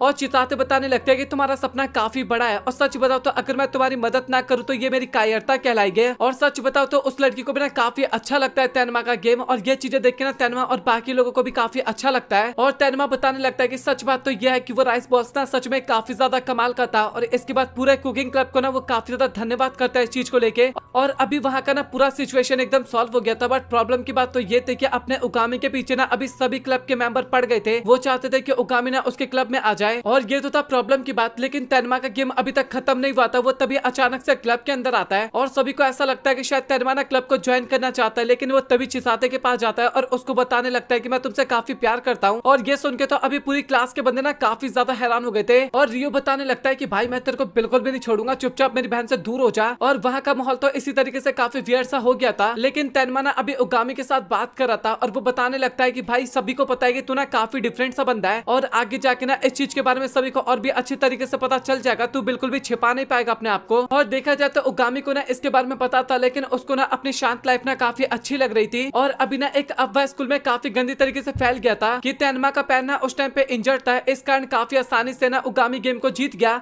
अगर तेनमा का पैर ठीक होता तो शायद वो उसको कभी भी नहीं हरा पाता। और ये तेनमा ने खुद ही अफवाह फैलाया था ताकि एक तरह से उगामी के ऊपर से ना सभी का शक हट जाए और उगामी बच भी जाता है, प्लान काम कर जाता है। और तभी उगामी कहने लगता है कि भाई इस वजह से तू अभी अपना गेम भी तो नहीं खेल सकता ना। और तेनमा बताने लगता है कि मैं बता दूंगा कि मैं अचानक से ठीक हो गया और इसके बाद मैंने फिर से कमबैक कर लिया। और देखा जाए तो अभी कुल मिलाकर ना यहाँ पे सब कुछ एकदम ठीक हो गया था पहले की तरह। और तभी अचानक से उगामी और कोतात्सु के बीच में ना भी काफी कमाल की फाइट देखने को मिलता है और ये काफी सीरियस हो रहा था। और ऐसा लग रहा था कि कोतात्सु ने काफी आसानी से उगामी को हरा देगा, लेकिन जैसे क्लोज फाइट होता है ना तभी अचानक से कोतात्सु जो होता है ना वो हार जाता है, उगामी मतलब कि जीत जाता है। और इसके बाद तभी हमें पता लगता है कि वो प्रैक्टिस मैच था और अभी दोनों घर जाने लगते हैं। और कोतात्सु बताता है कि भाई तो स्कूल लाइफ में लेकिन उसके बाद भी काफी कमाल का हिटमैन है। और उगामी बताने लगता है कि अभी देखा जाए तो मेरा शरीर पहले की तरह तो नहीं है, लेकिन उसके बाद भी वो काफी कमाल का स्किल्स का इस्तेमाल कर सकता है क्योंकि वो उसकी काफी सालों की मेहनत है और अभी वो डिसीजन भी ना काफी अच्छे ले पाता है। और तभी कोतात्सु बताने लगता है उसी बास्केटबॉल वाले मैच के बारे में कि इसके बाद तू ना अपने स्किल्स का इस्तेमाल बिल्कुल भी मत करिए क्योंकि तेरे क्लब के अंदर ना काफी बंदे जो कि अभी भी तेरे ऊपर शक करते हैं और अगर ऐसा ही चलता रहा तो काफी बड़ी प्रॉब्लम हो सकती है। और अभी हमें क्लास का सीन दिखाया जाता है। चिसाते ना वहाँ पे काफी ज्यादा परेशान थी और वो मेनली मदद ना उगामी और नोरिन से मांग रही थी। सभी को ऐसा लगता है कि काफी बड़ी प्रॉब्लम है, लेकिन तभी चिसाते बताने लगते हैं कि वो चाहते हैं कि नोरिन और उगामी वो ना उसके साथ डबल डेट पे जाए। और ये सुनने के बाद तो सभी लोग काफी हैरान हो जाते हैं और उन सभी को ऐसा लगता है कि उसने ना ऑफर को एक्सेप्ट कर लिया। तो ऑफर उसको तेनमा ने दिया था, उस ऑफर की बात हो रही है। वो बताने लगते हैं कि सच बताओ तो मैं उसको बिल्कुल भी पसंद नहीं करती, बट उसके बाद भी ना वो बार बार मुझे पीछा करता रहा और साथ ही मुझे हर बार कन्फेस करता रहा। और देखा जाए तो मैं बिल्कुल भी सह नहीं पाई और इसके बाद मैंने गलती से कह दिया कि अच्छा ठीक है मैं एक बार तुम्हारे साथ डेट पे चलूंगी, बट मेरे साथ नोरिन और उगामी भी जाएंगे। और वो इस बात पे मान गया। और एक लड़की बताने लगता है कि तुझे ना ऐसा नहीं करना चाहिए, तू काफी ज्यादा भोली है और अगर ऐसे ही चलता रहा तो काफी बुरा इंसान भी तेरे को पटा सकता है। और अभी देखा जाए तो डेट का दिन आ गया था और वो सभी ना लोकेशन पे पहुंच गए थे, खासकर नोरिन। और वो ना काफी परेशान थी और वो एक तरह से उगामी के ना सीक्रेट के बारे में भी जानना चाहती थी और अभी वो उसके साथ काफी ज्यादा टाइम स्पेंड करेगी तो मे भी शायद उसको पता चल जाए कुछ। और तभी चिसाते कहने लगते हैं कि आखिरकार तूने किस टाइप के कपड़े पहन रखे हैं, ऐसा लग रहा है कि कोई सेलिब्रिटी ना अपने आप को छिपाने की कोशिश कर रहा है। और नोरिन बताने लगते हैं कि गेम ना अभी भी ऑन है तो क्या पता कोई लड़का मेरे चक्कर में पूरा डेट खराब कर दे। और कमाल की बात तो ये था कि टेंडो भी ना जिम वर्कआउट वाले कपड़ों में आ रखा था और वो कहने लगते हैं कि भाई तू पागल पागल है, तेरे को थोड़े अच्छे कपड़े पहनने चाहिए थे ना। और बंदे को ना सेंस ही नहीं था कपड़ों के बारे में, वो केवल स्पोर्ट्स पे ज्यादा ध्यान देता था, इस कारण वो स्पोर्ट्स वाले कपड़े पहन के वहाँ पे आ गया। और तेनमा ना इस बात के लिए काफी खुश था कि उसको ना चिसाते के साथ टाइम स्पेंड करने का मौका मिल रहा था। और फनी बात तो ये था कि इसके बाद में उगामी का सीन दिखाया जाता है और फनी बात तो ये है कि इसके कपड़े देखो, मतलब कि ऐसा लग रहा था कि प्रोफेसर ना अभी अपना लेक्चर लेने के लिए जा रहा है। और ये चीजें देख के तो बाकी सभी बंदे भी काफी हैरान हो जाते हैं। और इसके बाद में पास्ट का सीन दिखाया जाता है जहाँ पे कोतात्सु को पता लगता है कि अपना उगामी उगामी ना डेट पे जा रहा है और वो बताने लगता है कि भाई तुझे नॉर्मल कपड़े पहन के तो बिल्कुल भी नहीं जाने चाहिए। और नॉर्मल कपड़े उसने पता है क्यों मना किए थे, क्योंकि उगामी के लिए नॉर्मल कपड़े वही थे जो कि उसने पहन रखा था। तो अभी आपको समझ में आ गया होगा कि आखिरकार वो नॉर्मल कपड़े पहनने के लिए क्यों मना कर रहा था। और देखा जाए तो अभी ग्रुप ना काफी वियर्ड सा लग रहा था। वो चारों बंदे डेट पे जा रहे थे बट चारों काफी फनी कपड़े पहन रखे थे। और तेनमा बताने लगता है कि हमें थोड़ी बहुत शॉपिंग करनी चाहिए और उसके बाद हमें मूवी देखना चाहिए। और चिसाते को ऐसा लगता है कि भाई उसका डेट प्लान भी ना एक तरह से स्पोर्ट्स की तरह होगा, लेकिन ये तो एकदम नॉर्मल सा डेट प्लान था। और तभी उगामी कहने लगता है कि ये ट्रेंड तो एकदम पहले की तरह है। और पहले की तरह सुनने के बाद ना अपनी नोरिन भी ना काफी हैरान हो गई थी और उससे पूछे लगते हैं क्या क्या तुम क्या कहना चाहते हो। और फनी बात तो यह है कि उगामी ना वहाँ पे सब कुछ बताने वाला था बट तभी वो रुक जाता है और बताने लगता है कि मैंने एक पोस्ट में पढ़ा था, एक ओल्ड मैन ने इन सभी चीजों के बारे में लिखा था। और प्रॉब्लम की बात तो ये था कि नोरिन को ना अभी और भी ज्यादा शक बढ़ जाता है अपने उगामी के ऊपर। और तभी हमें रामन शॉप दिखाया जाता है और नोरिन बताने लगता है कि उसको रामन खाना इतना अच्छा तो नहीं लगता, लेकिन वो शॉप देखने में काफी कमाल का लग रहा है तो हमें चल के खाना खाना चाहिए। बट उगामी बताने लगता है कि आज मेरा चीट डे नहीं है तो मैं नहीं खाऊंगा। और अभी वो लोग ना एक शॉप में जाके थोड़ी बहुत चीजें खाते हैं, फिर शॉपिंग करने के लिए जाते हैं और इसके बाद वो लोग काफी ज्यादा एंजॉय करते हैं। और फाइनली अभी बारी आ जाता है मूवी देखने का। और सच बताऊं तो अभी वहाँ पे सभी लोग काफी ज्यादा एंजॉय कर रहे थे नोरिन को छोड़ के। नोरिन का ध्यान केवल अपने उगामी की तरफ था और वो जितना उसकी तरफ देखी जा रही थी उसका शक ना और भी ज्यादा बढ़ते जा रहा था। उसको ऐसा लगता है कि शायद ये ना एकदम बड़े इंसानों की तरह हरकतें कर रहा है, बच्चों जैसी हरकतें इसके अंदर बिल्कुल भी नहीं है। और अभी वो लोग ना मूवी देख रहे थे और मूवी देखते टाइम पता नहीं अपने लौंडे को क्या होता है, काफी अजीब सा फील होने लगता है, उसके छाती में दर्द होने लगता है, उसको कुछ दिखाई नहीं देता। और तभी अचानक से बंदे की आंखें खुलती है और कमाल की बात तो ये था कि बंदा अपने पुराने भेष में आ गया था। अभी वो सभी लोगों के साथ वहाँ पे बैठा था और अपने पुराने रूप में आ गया था। और अगर बाकी लोग उसको देख लेते तो काफी बड़ी प्रॉब्लम हो सकती थी। और नोरिन कहने लगते हैं कि आखिरकार तुम्हें क्या हुआ। और उगामी ना फटक से अपना मुंह छिपा लेता है और बाथरूम के बहाने से ना वहाँ से चले जाता है। और अभी बाथरूम में सोच रहा था कि एक बच्चे की एक्टिंग करना सच में स्टार्टिंग से प्लान काफी ज्यादा ही बेकार था। और वो डेट पे भी आया था तो उसको ऐसा लग रहा था कि वो डैड है किसी का। और अभी वो सोचे लगता है कि अभी मैं बड़ा तो हो गया हूँ तो मुझे अब ये ड्रामा ना यहीं पे खत्म कर देना चाहिए। और वो सोचता है कि वो शायद नोरिन का दिल दुखा सकता है उसके प्रॉमिस को तोड़ के, बट अभी ये गेम और कितना आगे तक चला सकता था वो। तभी अचानक से वहाँ पे तेनमा आ जाता है उसका हालचाल पूछने के लिए और वो ना फटाक से तभी दरवाजे को बंद कर लेता है। और इसके बाद वो कोतात्सु को कॉल मिलाता है और सारे सिचुएशन के बारे में बता देता है। और कोतात्सु बताने लगता है कि तेरे पास ना वॉइस चेंजर भी है और अगर तू उसको अपने गर्दन पे लगा लेगा तो उसके बाद तू वॉइस को चेंज कर सकता है। और इसके बाद बंदा ना वैसा ही करता है और वो ना वॉइस चेंजर गले पे लगा लेता है और बताने लगता है कि अभी मेरी हालत ना काफी ज्यादा खराब हो गया है तो मुझे ऐसा लगता है कि आप सभी को ना घर चले जाना चाहिए। और तेनमा जो होता है ना वो ऐसा ही करता है और वहाँ से जाने लगता है। और वो थोड़ा वहाँ पे शांत हो ही जाता है, लेकिन तभी अचानक से चिसाते ना काफी ज्यादा चिल्लाने लगती है। और अपने उगामी को पता चल गया था कि नोरिन ना किडनैप हो चुकी है और अभी वो वहाँ पे छिप नहीं सकता था, उसको कुछ भी करके नोरिन की जान बचानी थी। और कोतात्सु भी बताने लगता है कि भाई काफी बड़ी प्रॉब्लम हो सकती है अगर तू सभी के सामने आएगा तो। और अपना बंदा ना अभी कुछ नहीं सोचता और फटक से बाथरूम से निकल जाता है। और वो तेनमा को बताने लगता है कि तुझे ना चिसाते का ध्यान रखना चाहिए। और इसी मौके का फायदा उठा के ना वो वहाँ से भागने लगता है और चिसाते से ना बंदे का शकल पूछ लेता है। और दोनों ने ना काली कलर के हुड्डी पहन रखी थी, दो बंदे थे। और अभी ना उसको वैन भी दिखाई दे जाता है जहाँ से वो लोग जा रहे थे। और अपना उगामी भी ना एक बाइक चोरी कर लेता है, मतलब कि लेता है और बंदे को ना नंबर दे देता है और बताता है कि तेरे को पूरा मुआवजा मिल जाएगा। और अभी बंदा ना उस कार वाले का पीछा कर रहा था और बत्ती पे रुकता है। और तभी कोतात्सु कहने लगता है कि भाई बाथरूम में तो अजनबी बन के भी तो वहाँ से निकल सकता था ना। और अपना उगामी सोचे लगता है कि भाई ये तो मेरे दिमाग में आया ही नहीं, मुझे माफ कर दे। और अभी चिसाते ना काफी ज्यादा परेशान होती है। एक तो नोरिन को किडनैप कर लिया गया था और उगामी ना अकेले चला गया था उसको बचाने के लिए, दोनों के लिए काफी फिक्र हो रहा था। बट तभी तेनमा बताने लगता है कि उसको ना कोई ज्यादा फर्क नहीं पड़ रहा, जब तक चिसाते एकदम ठीक है वो एकदम ठीक है इसको लेके। और बंदे ना काफी गुस्सा हो जाते हैं और उसको समझाने लगते हैं कि अपने दोस्तों की भी हमें फिक्र करनी चाहिए। और वो बताने लगता है कि मैं कभी भी किसी ऐसे बंदे को पसंद नहीं कर सकती जो कि केवल अपने बारे में सोचता हो।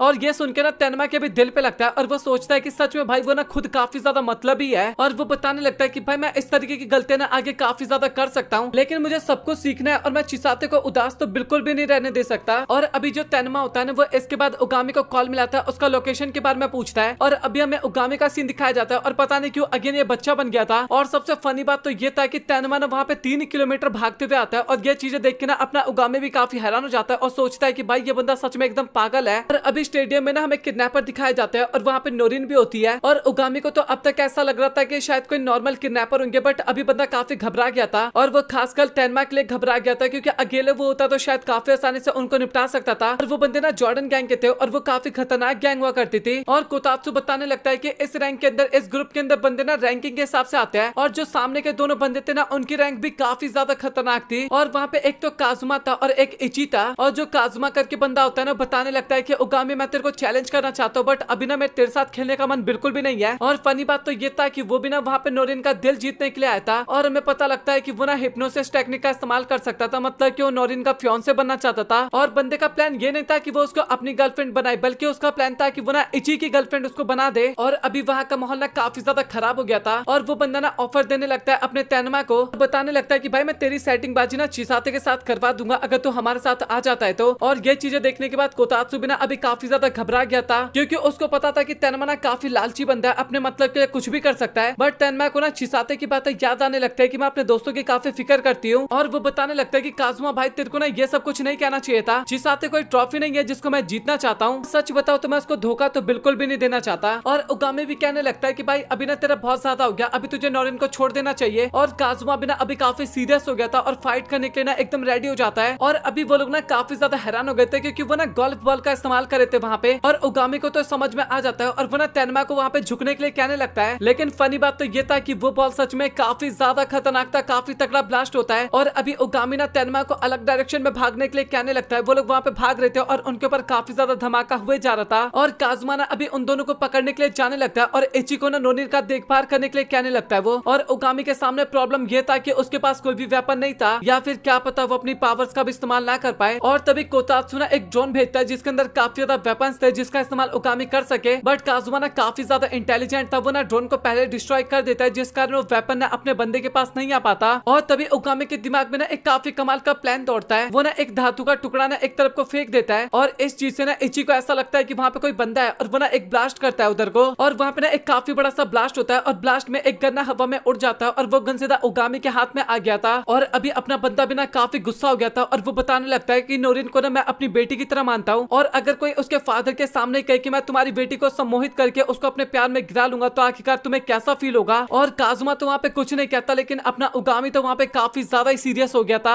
उगामी जो होता है इसके बाद काजुमा के ऊपर बुलेट फायर करता है और ये चीजें देखने के बाद काजुमा भी ना काफी ज्यादा घबरा गया था। और इसके बाद उगामी जो होता है वो अपना गन लेने के लिए जा रहा होता है, बट तभी अचानक से वहाँ पे एक गार्ड आ जाता है और उगामी को भी पता चल जाता है कि अभी यहाँ पे गड़बड़ हो सकता है। इस कारण सबसे पहले तो वो अपनी गन को छिपा लेता है और गार्ड भी कहने लगता है कि अभी यहाँ पे काफी बड़ा धमाका हुआ है तो तुम्हें यहाँ से चले जाना चाहिए, यहाँ पे काफी खतरा है। और तभी अचानक से काजुमा ना बाहर निकल आता है और वो ना अपने उगामी के ऊपर ना बुलेट फायर करने वाला था, क्योंकि उसके पास ना देखा जाए तो एकदम विन विन सिचुएशन थी। वो बुलेट फायर करता और अगर उगामी वहां से हट जाता तो गार्ड का पत्ता कट हो जाता और अगर वो वहां से नहीं हटता तो वो उसका पत्ता कट हो जाता। और यहाँ पे काफी बड़ा डिसीजन आ जाता है एक तरह से उगामी के लिए, क्या आखिरकार वो क्या करेगा। बट कमाल की बात तो ये था कि अगला सीन देखने के बाद ना काजुमा काफी ज्यादा हैरान हो जाता है, क्योंकि उसको पता चल गया था कि सामने का जो बंदा है वो कोई नॉर्मल बंदा नहीं है, वो एक मशहूर हिटमैन है। और देखा जाए तो अभी रियल हिटमैन के बारे में ना काजुमा को पता चलते जा रहा था, क्योंकि भाई देखा जाए तो उसने काफी कमाल का बुलेट फायर किया था वहाँ पे अपने उगामी ने। और अभी वो ना थोड़ा बात को बदलना चाहता था, छिपाना चाहता था अपने बारे में। वो कहने लगता है कि तुम ना मुझे हत्यारा सोचने की कोशिश मत करना, मैं उसका बेटा हूँ, इस टाइप की बातें अपना बंदा बनाने लगता है वहाँ पे। और लिटरली इसके बाद वो ना काफी वियर्ड सी स्टोरी बताने लगता है। लिटरली भाई वो काफी ज्यादा वियर्ड सी स्टोरी थी, इतनी ज्यादा वियर्ड स्टोरी थी ना कि उसका दोस्त भी सोचता है कि भाई तू तो काफी गंदी तरीके से भी फंसने वाला है। तात्सुमा की ये सब बात सोच रहा था, लेकिन काजुमा को लिटरली उसकी बातों पे ना भरोसा हो जाता है और बंदा काफी ज्यादा इमोशनल हो गया था। और वो कहने लगता है कि भाई सच बताओ तो मेरी लाइफ भी ना काफी ज्यादा सैड थी, और सच बताओ तो अभी मैं तेरी फीलिंग को ना काफी अच्छी तरीके समझ पा रहा हूँ, क्या आखिरकार तू कैसा फील करता होगा। और काजुमा बताने लगता है कि मजबूरी के कारण हमें इस लाइन में आना पड़ा, उसे और इची उसके भाई को, और उसके भाई की हालत अभी काफी ज्यादा खराब है, इस कारण अभी वो ना इलाज ना चाहते ताकि वो अपने भाई को ठीक कर सके। और कहने लगता है कि हमारे बीच में चाहे कोई भी आने की कोशिश करे हम किसी को भी नहीं छोड़ेंगे। और तभी वो अपना लाइटर निकालता है और हिप्नोटिज्म मैजिक का ना अगेन इस्तेमाल करने लगता है, और वो गार्ड जो होता है ना काफी आसानी से हिप्नोटाइज हो भी जाता है। और सबसे पहले वो अपने उगामी के ऊपर अटैक करने लगता है और उगामी भी ना जैसे तैसे करके उसके अटैक से बचे जा रहा था। और देखा जाए तो उगामी ना काफी आसानी से गार्ड को वहाँ पे बेहोश कर देता है, बट तभी वो काजुमा की तरफ देखता है और बंदा ना काफी ज्यादा स्माइल कर रहा था। और इसके बाद बंदा नीचे देखता है बिल्डिंग के, और वहाँ पे ना काफी ज्यादा लोग थे और वो सभी ना अपने उगामी की तरफ देख रहे थे। ये चीज देख के उगामी भी ना काफी हैरान हो जाता है, और इन सभी चीजों की प्लानिंग ना काजुमा ने ऑलरेडी कर रखा था। और अभी उगामी हार इतनी आसानी से नहीं मानता, वो सबसे पहले काजुमा के ऊपर गन पॉइंट कर देता है ताकि बंदा कुछ ना कर सके। और तभी वो तैनमा को कॉल मिलाता है और कहने लगता है कि भाई यहाँ का सिचुएशन काफी ज्यादा खराब हो गया है, तो मुझे ऐसा लगता है कि तुझे यहाँ से निकल जाना चाहिए। और जिस टाइप का सिचुएशन बाहर हो रखा है उस सिचुएशन से ना एक हाई स्कूल का स्टूडेंट तो कभी भी नहीं बच सकता। और तैनमा को बिना उसकी बातें समझ में आती है, बट वो कहने लगता है कि तुझे पता है कि भाई मैं एक स्पोर्ट्स पर्सन इंसान हूँ, और सच बताओ तो मैं कभी हार मानना तो सीखा ही नहीं हूँ। और बंदा एकदम रेडी हो गया था अपना एक्शन दिखाने के लिए। और इसके बाद अगेन उगामी का खाया जाता है और उसके ऊपर ना सभी बंदे अटैक करने की कोशिश कर रहे थे और अपना उगामी ना वहाँ पे सच बताओ तो कुछ नहीं कर सकता था। और इसके बाद वो जैसे तैसे बचते बचाते ना अपने आप को बाहर लेके आता है और तभी बंदे की नजर ना बाहर जाता है। वहाँ पे ना काफी ज्यादा आग बुझाने वाले ना गाड़ी का ट्रक था और वो चीज देखने के बाद अपना बंदा ना काफी हैरान हो जाता है और उसको वहाँ पे कुछ ना कुछ तो गड़बड़ सा महसूस होता है। और तभी हमें सभी बंदे दिखाए जाते हैं और वो सभी बिना अपने हिप्नोटिज्म के कंट्रोल में आ चुके थे और अभी वो सभी ना पानी के प्रेशर से ना अपने उगामी के ऊपर अटैक करने वाले थे। और काफी ज्यादा स्ट्रेचर लेके भी लोग खड़े थे और उन स्ट्रेचर को बिना उगामी की तरफ फेंक दिया जाता है और पीछे की तरफ से नॉर्मल इंसान आए जाते। कुल मिला के देखा जाए तो उगामी ना अभी सभी तरफ से घिर चुका था। वहाँ पे बंदे को बिल्कुल भी समझ में नहीं आता कि क्या करना चाहिए, बट तभी वो पानी का प्रेशर वाला पाइप जो था वो अपने आप ले लेता है और जो नॉर्मल इंसान थे ना उन सभी के ऊपर ना पानी फेंकने लगता है। और इस कारण वहाँ के जितने भी लोग थे ना वो सभी तो बेहोश हो जाते हैं एक तरफ के और वो ना वहाँ पे आराम करने की कोशिश कर ही रहा था। लेकिन तभी उसको एहसास होता है कि पीछे कोई आ रहा है और वो ना पीछे जल्दी से गन को तान देता है। और फनी बात तो ये था कि वहाँ पे ना चिसाते होती है और उसको देख के अपना बंदा काफी ज्यादा डर जाता है और कहने लगता है कि मैं तो बस मजाक कर रहा था, ये तो एक नकली खिलौने वाली बंदूक है। और चिसाते कहने लगते हैं कि मुझे इससे कोई फर्क नहीं पड़ता, तुम ठीक हो, बस मेरे लिए वही काफी है। और इसके बाद तभी अचानक से बंदी लाइटर को बाहर निकालती है, मतलब कि अभी वो ना उसको हक करके ना उसको शांत करने लगती है और तभी लाइटर की मदद से ना वो हिप्नोटिज्म का इस्तेमाल करने लगती है। और तभी हमें पता लगता है कि वो ना काजुमा था और उसने अपने बेस को चेंज कर रखा था और वो ना हिप्नोटाइज करने की कोशिश कर रहा था उगामी को। बट फनी बात तो ये था कि उगामी के ऊपर ना उस हिप्नोटिज्म का कुछ असर ही नहीं होता। स्टार्टिंग में तो ऐसा फील होता है कि शायद असर हो रहा है बट उसका कोई भी असर नहीं होता।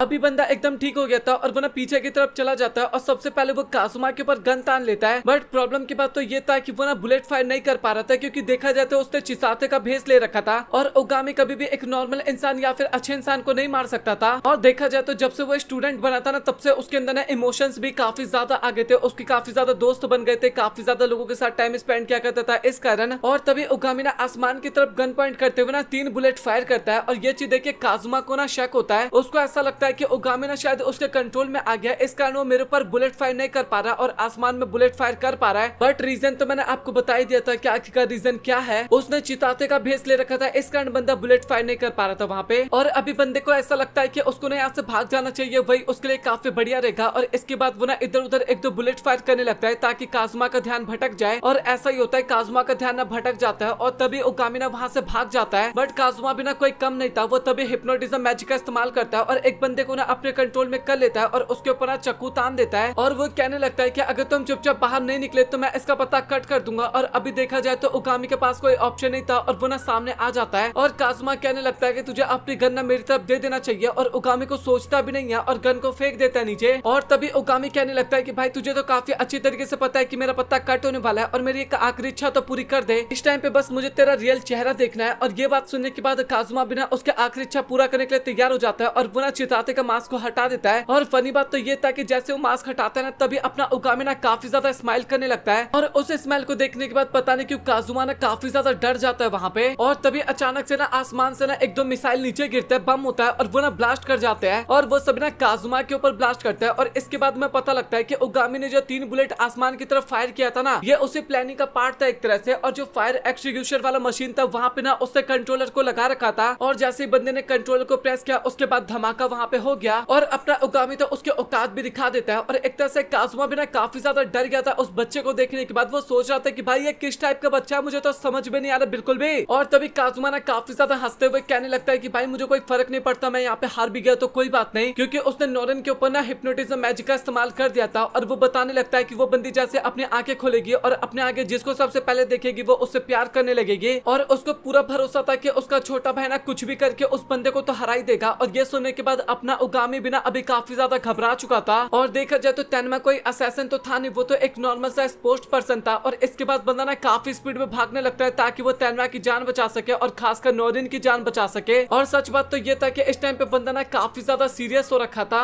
और इसके बाद में नोरिन और उसके अंकल के बीच का ना कॉन्वर्सेशन दिखाया जाता है जहाँ पे वो ना काफी ज्यादा बोल रही होती है कि अभी का राम ना बिल्कुल भी अच्छा नहीं है, उसके अंदर थोड़ा सा बदलाव करना चाहिए ताकि कस्टमर को ना वो अच्छा लग सके। लेकिन उसके अंकल कहने लगते हैं कि काफी ज्यादा अच्छा है और तुम्हें ज्यादा बकवास करने की जरूरत नहीं है। इसी तरीके से दोनों के बीच में बहस चला था। लेकिन तभी अचानक से वहाँ पे ना एक काफी बड़ा धमाका होता है और वो धमाका करने वाला बंदा काजुया ही होता है। और इसके बाद तभी में पता लगता है कि वो ना पास्ट का सीन था और अभी अपनी नोरिन तो वही प्लेग्राउंड के एरिया में बेहोश पड़ी हुई थी। और अभी उगामी जो था ना वो भी काफी स्पीड में भागते हुए ना नोरिन को बचाने जाना चाहती थी, क्योंकि काजुमा ने उसको बताया था कि जैसे नोरिन आंखें खोलेगी और अगर वो जिसको भी देखते है उसके प्यार में आ जाएगी। और बंदा ना अभी काफी ज्यादा डरा हुआ था कि नोरिन ना किसी इधर उधर के बंदे को ना देख ले जिस कारण काफी ज्यादा गड़बड़ हो जाए। है और अभी हमें तेनमा और इची का सीन दिखाया जाता है और दोनों के बीच में ना हमें काफी ज्यादा फाइट देखने को मिलता है। वो थोड़ा स्पोर्ट्स वाला फाइट होता है और तेनमा जो होता है ना वो अभी इची को पानी पीने के लिए देता है और कहता है कि तुझे ना ड्रिंक करना चाहिए, उसके बाद तेरे अंदर थोड़ी एनर्जी आएगी और फिर हम दोबारा स्टार्ट करेंगे। तेनमा सोचे लगता है कि सच बात तो यह है कि मुझे इसके साथ फाइट नहीं करना और देखा जाए तो ये काफी कमाल का गोल्फर बन सकता है, उसको थोड़ा टाइम उसका हमें देना चाहिए। और इची बताने लगता है कि सच बात तो यह है कि मुझे भी बिल्कुल भी फाइट नहीं करना, वो पेपर पे लिख लिख के बता रहा होता है। और तभी तेनमा कहने लगता है कि तो फिर हमें यहीं पे रुक जाना चाहिए ना। और इची कहने लगता है कि मैं अपने भैया की बात ना बिल्कुल भी नहीं टाल सकता और मुझे कुछ भी करके उनके ऑर्डर को एक तरह से फॉलो करना है और तुम्हें यहाँ पे डिफीट करना है, चाहे मेरे भैया कितने भी ज्यादा खतरनाक क्यों ना हो, लेकिन वो मेरी लाइफ में ना मेरे लिए काफी ज्यादा इंपॉर्टेंट है और मैं कभी भी उनका साथ नहीं छोड़ सकता। और ये सुन के अभी तेनमा बिना काफी ज्यादा मोटिवेट हो जाता है और वो बिना अभी पीछे हटने का नाम तो बिल्कुल भी नहीं ले रहा था और बताता है कि मैच से पहले मुझे अपोनेंट के बारे में कुछ नहीं पता होता, लेकिन उसके बाद भी मैं हार मानने के लिए तो बिल्कुल भी तैयार नहीं होता हूँ। और कहने लगता है कि अभी हमें अगेन स्टार्ट करना चाहिए और अभी उनका गेम अगेन स्टार्ट होने वाला था, लेकिन तभी वहां पे उगामी आ जाता है और वो कहने लगता है कि भाई तू ठीक तो है ना। और तेनमा कहता है मैं तो एकदम ठीक हूँ, बट तू कैसा है। और उगामी बताने लगता है कि मैंने अपना काम खत्म कर दिया, मैंने उसको निपटा दिया है। और तेनमा कहने लगता है कि भाई तू क्या कहना चाहता है, किसको निपटा दिया। और कोतात्सु कहने लगता है कि मास्टर आपको ये सारी चीजें नहीं कहना चाहिए, आपने केवल उसको बेहोश किया, आपको पता है ना। और उगामी कहने लगता है कि मुझे माफ कर दिया, मतलब कि थोड़ा पुरानी आदत है ना, इस कारण मैं उससे मजबूर हूँ, मैंने गलती से कह दिया। बट प्रॉब्लम की बात तो ये था कि इची को ना कुछ गलत लगता है, उसको ऐसा लगता है कि शायद उसके भाई का पत्ता ना कट हो चुका है, इस कारण अभी वो काफी ज्यादा गुस्सा हो जाता है और लगातार काफी ज्यादा गोल्फ बॉल से ना अटैक करने लगता है। और अभी दोनों बंदे ना भाग रहे होते हैं और तेनमा कहने लगता है कि भाई तू सच बता, तूने काजुया का पत्ता कट कर दिया है क्या। और उगामी बताने लगता है कि भाई तू पागल वागल है क्या, मैं क्यों मारूंगा उसको, मैंने केवल उसको बेहोश किया है। और तेनमा बताने लगता है कि इची को ऐसा लगता है कि तूने उसके भाई का पत्ता कट कर दिया है। और तेनमा सोचने लगता है कि अभी इची का शॉट रोकना ना सच में काफी ज्यादा डिफिकल्ट है एक तरह से। और उगामी सोच रहा होता है कि भाई मुझे क्या करना चाहिए, मैं यहाँ पे गन फायर भी नहीं कर सकता, वो भी खासकर तेनमा के सामने। और वो कहने लगता है कि भाई तुझे ना इची का ध्यान भटकाना चाहिए, तब तक मैं कुछ सोचता हूँ। और तभी उगामी कहने लगता है कि भाई तुझे ना मेरे ऊपर अटैक करना चाहिए, मैंने तेरे भाई का पत्ता कट किया है। और इसके बाद इची जो होता है ना वो अभी उगामी के ऊपर ना काफी ज्यादा अटैक करने लगता है। और वो चीज देखने के बाद तात्सुमाकी जो होता है ना वो भी काफी ज्यादा घबरा जाता है, उसको तो ऐसा लगता है कि अभी उगामी का पत्ता कट हो गया, लेकिन धमाके में से ना उगामी काफी आसानी से बाहर निकल आता है। और अभी तेनमा ना अपने पास्ट की बातों को याद करने लगता है, जहाँ पे वो अपने दोस्त को ना शॉट के बारे में बता रहा होता है फुटबॉल के, और वो ना एक स्पेशल शॉट के बारे में बात करता है, जैसे कि नकल बॉल और बनाना शॉट, ये तो एकदम नॉर्मल शॉट होते हैं, और एक स्पेशल शॉट होता है जिसके बारे में कोई भी नहीं जानता। और उसका दोस्त पूछे लगता है कि आखिरकार वो किस टाइप का शॉट होता है। और तेनमा बताने लगता है कि वो ना एक तरह से रॉकेट शॉट की तरह होता है, अगर तू बॉल को अच्छी तरीके से स्पिन करेगा और फिर शॉट मारेगा तो वो एक अलग ही लेवल पे जाएगा। और वो ना अपने दोस्त को वहाँ पे करके भी दिखाता है और एकदम रॉकेट की तरह जाने वाला था इस टाइम पे बॉल। और कमाल की बात तो ये था कि उस शॉट के कारण ना अभी वो काफी मोटा सा दीवार बिना टूट जाता है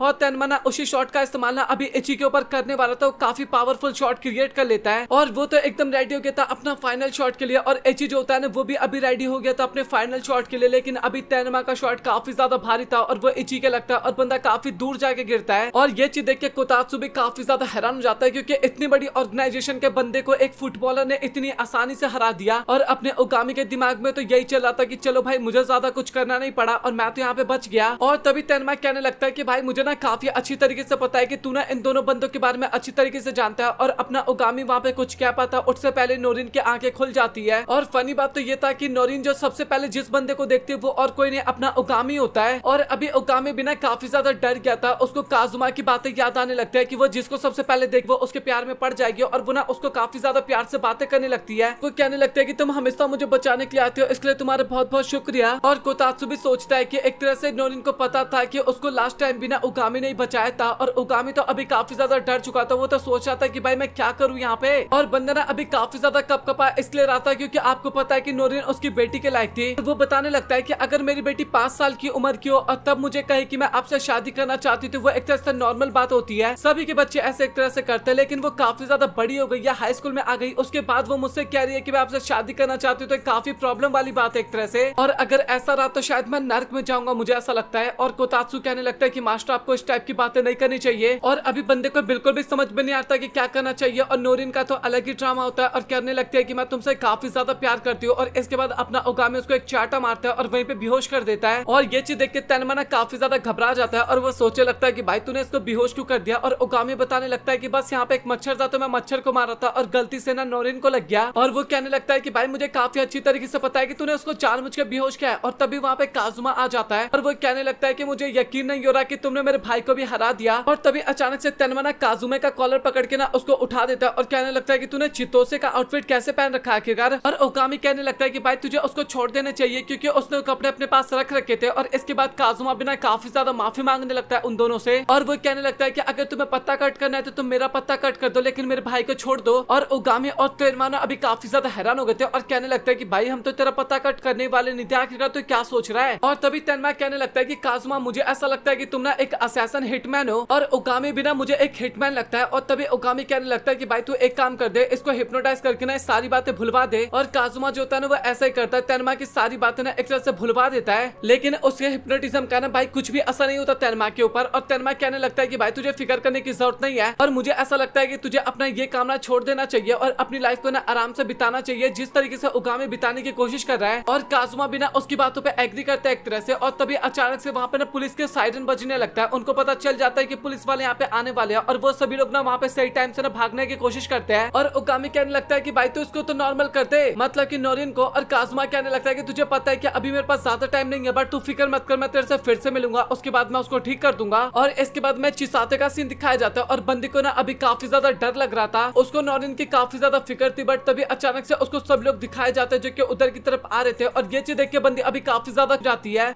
इसके बाद में काजुमा का सीन दिखाया जाता है जो कि टीवी पे ना न्यूज देख रहा था उसी स्टेडियम के बारे में जहाँ पे वो लोग फाइट किए थे और वो स्टेडियम तो एकदम गंदी तरीके से तबाह हो गया था। और न्यूज के अंदर ना मोरियो नाम के एक बंदे के बारे में बात किया जा रहा था और वो ना इलीगल काम करने में काफी ज्यादा एक्सपर्ट था। और इसके बाद में ये भी पता चलता है कि वो बंदा ना डोनेशन देने वाला था ताकि स्टेडियम को फिर से पहले की तरह किया जा सके। और अभी तेनमा और चिसाते का सीन दिखाया जाता है जहाँ पे चिसाते कहने लगते हैं कि मुझे यकीन नहीं हो रहा कि तुमने उसको इतनी आसानी से बचा लिया, मतलब कि नोरिन को। और हमें पता लगता है कि तेनमा ने ना एक फेक स्टोरी सुनाने की कोशिश की थी उस टाइम पे और स्टोरी कुछ इस तरीके से था कि किडनैपर ने एक तरह से नोरिन को किडनैप कर लिया था। और इसके बाद वो सभी ना एक स्टेडियम के बाहर आ जाते हैं और दोनों किडनैपर ने वहाँ पे बॉल से ना कैच कैच खेलने लगते हैं और उसी मौके का फायदा उठा के वो लोग ना चिसाते को काफी आसानी से बचा लेते हैं, मतलब कि नोरिन को बचा लेते हैं। और अभी ओगामी का सीन दिखाया जाता है जो कि क्लास के अंदर जा रहा था और बंदा उस टाइम पे काफी ज्यादा सीरियस था। उसके कुछ दोस्त उसके पास आके कहते हैं कि भाई तुझे इतना सीरियस होने की जरूरत नहीं है क्योंकि एग्जाम का भी तो अभी काफी ज्यादा टाइम है। बट ओगामी कहने लगता है कि मुझे अभी काफी सीरियस रहना पड़ेगा और देखा जाए तो मुझे रेगुलर स्कूल भी आना इस टाइम पे। और ओगामी वहाँ से जाने की कोशिश करता है और तभी हमें दिखाई देता है कि नोरिना छिप के उसको देख रही होती है और इस चीज का एहसास ना ओगामी को भी होता है और वो ना फटाक से भाग जाता है वहाँ से। और अभी बंदा क्लास में ना अपने दोस्त के साथ बात कर रहा था और तभी वहाँ पे नोरिन आ जाती है और उसको देखने के बाद ओगामी काफी ज्यादा घबरा जाता है और फटाक से टॉयलेट के बहाने से ना वहाँ से भाग जाता है। और अभी हमें कोतात्सु का सीन दिखाया जाता है और वो ना ओगामी की वाइफ को ना सारी बातें बता रहा था और ये सारी बातें सुन के ना वाइफ भी काफी ज्यादा हंसने लगती है और कोतात्सु ये भी बताने लगता है कि सिनेमा हॉल में फिर से पहले की तरह हो गया था और आखिरकार ऐसे कैसे हो सकता है। और एरी कहने लगता है कि मुझे ये बताओ कि उसने कुछ उल्टा सीधा खाने की कोशिश की थी क्या। कोतात्सु कहने लगता है कि इसके बारे में मुझे तो नहीं पता, बट एरी कहने लगता है कि उसने कुछ ना कुछ ऐसा चीज खाया था जिस कारण उसकी एज ने फिर से पहले की तरह हो गई थी। और तभी एरी कहने लगता है कि तुम्हें सबसे पहले ये चेक करना होगा कि आखिरकार उसने पूरे दिन में क्या क्या चीजें खाया था।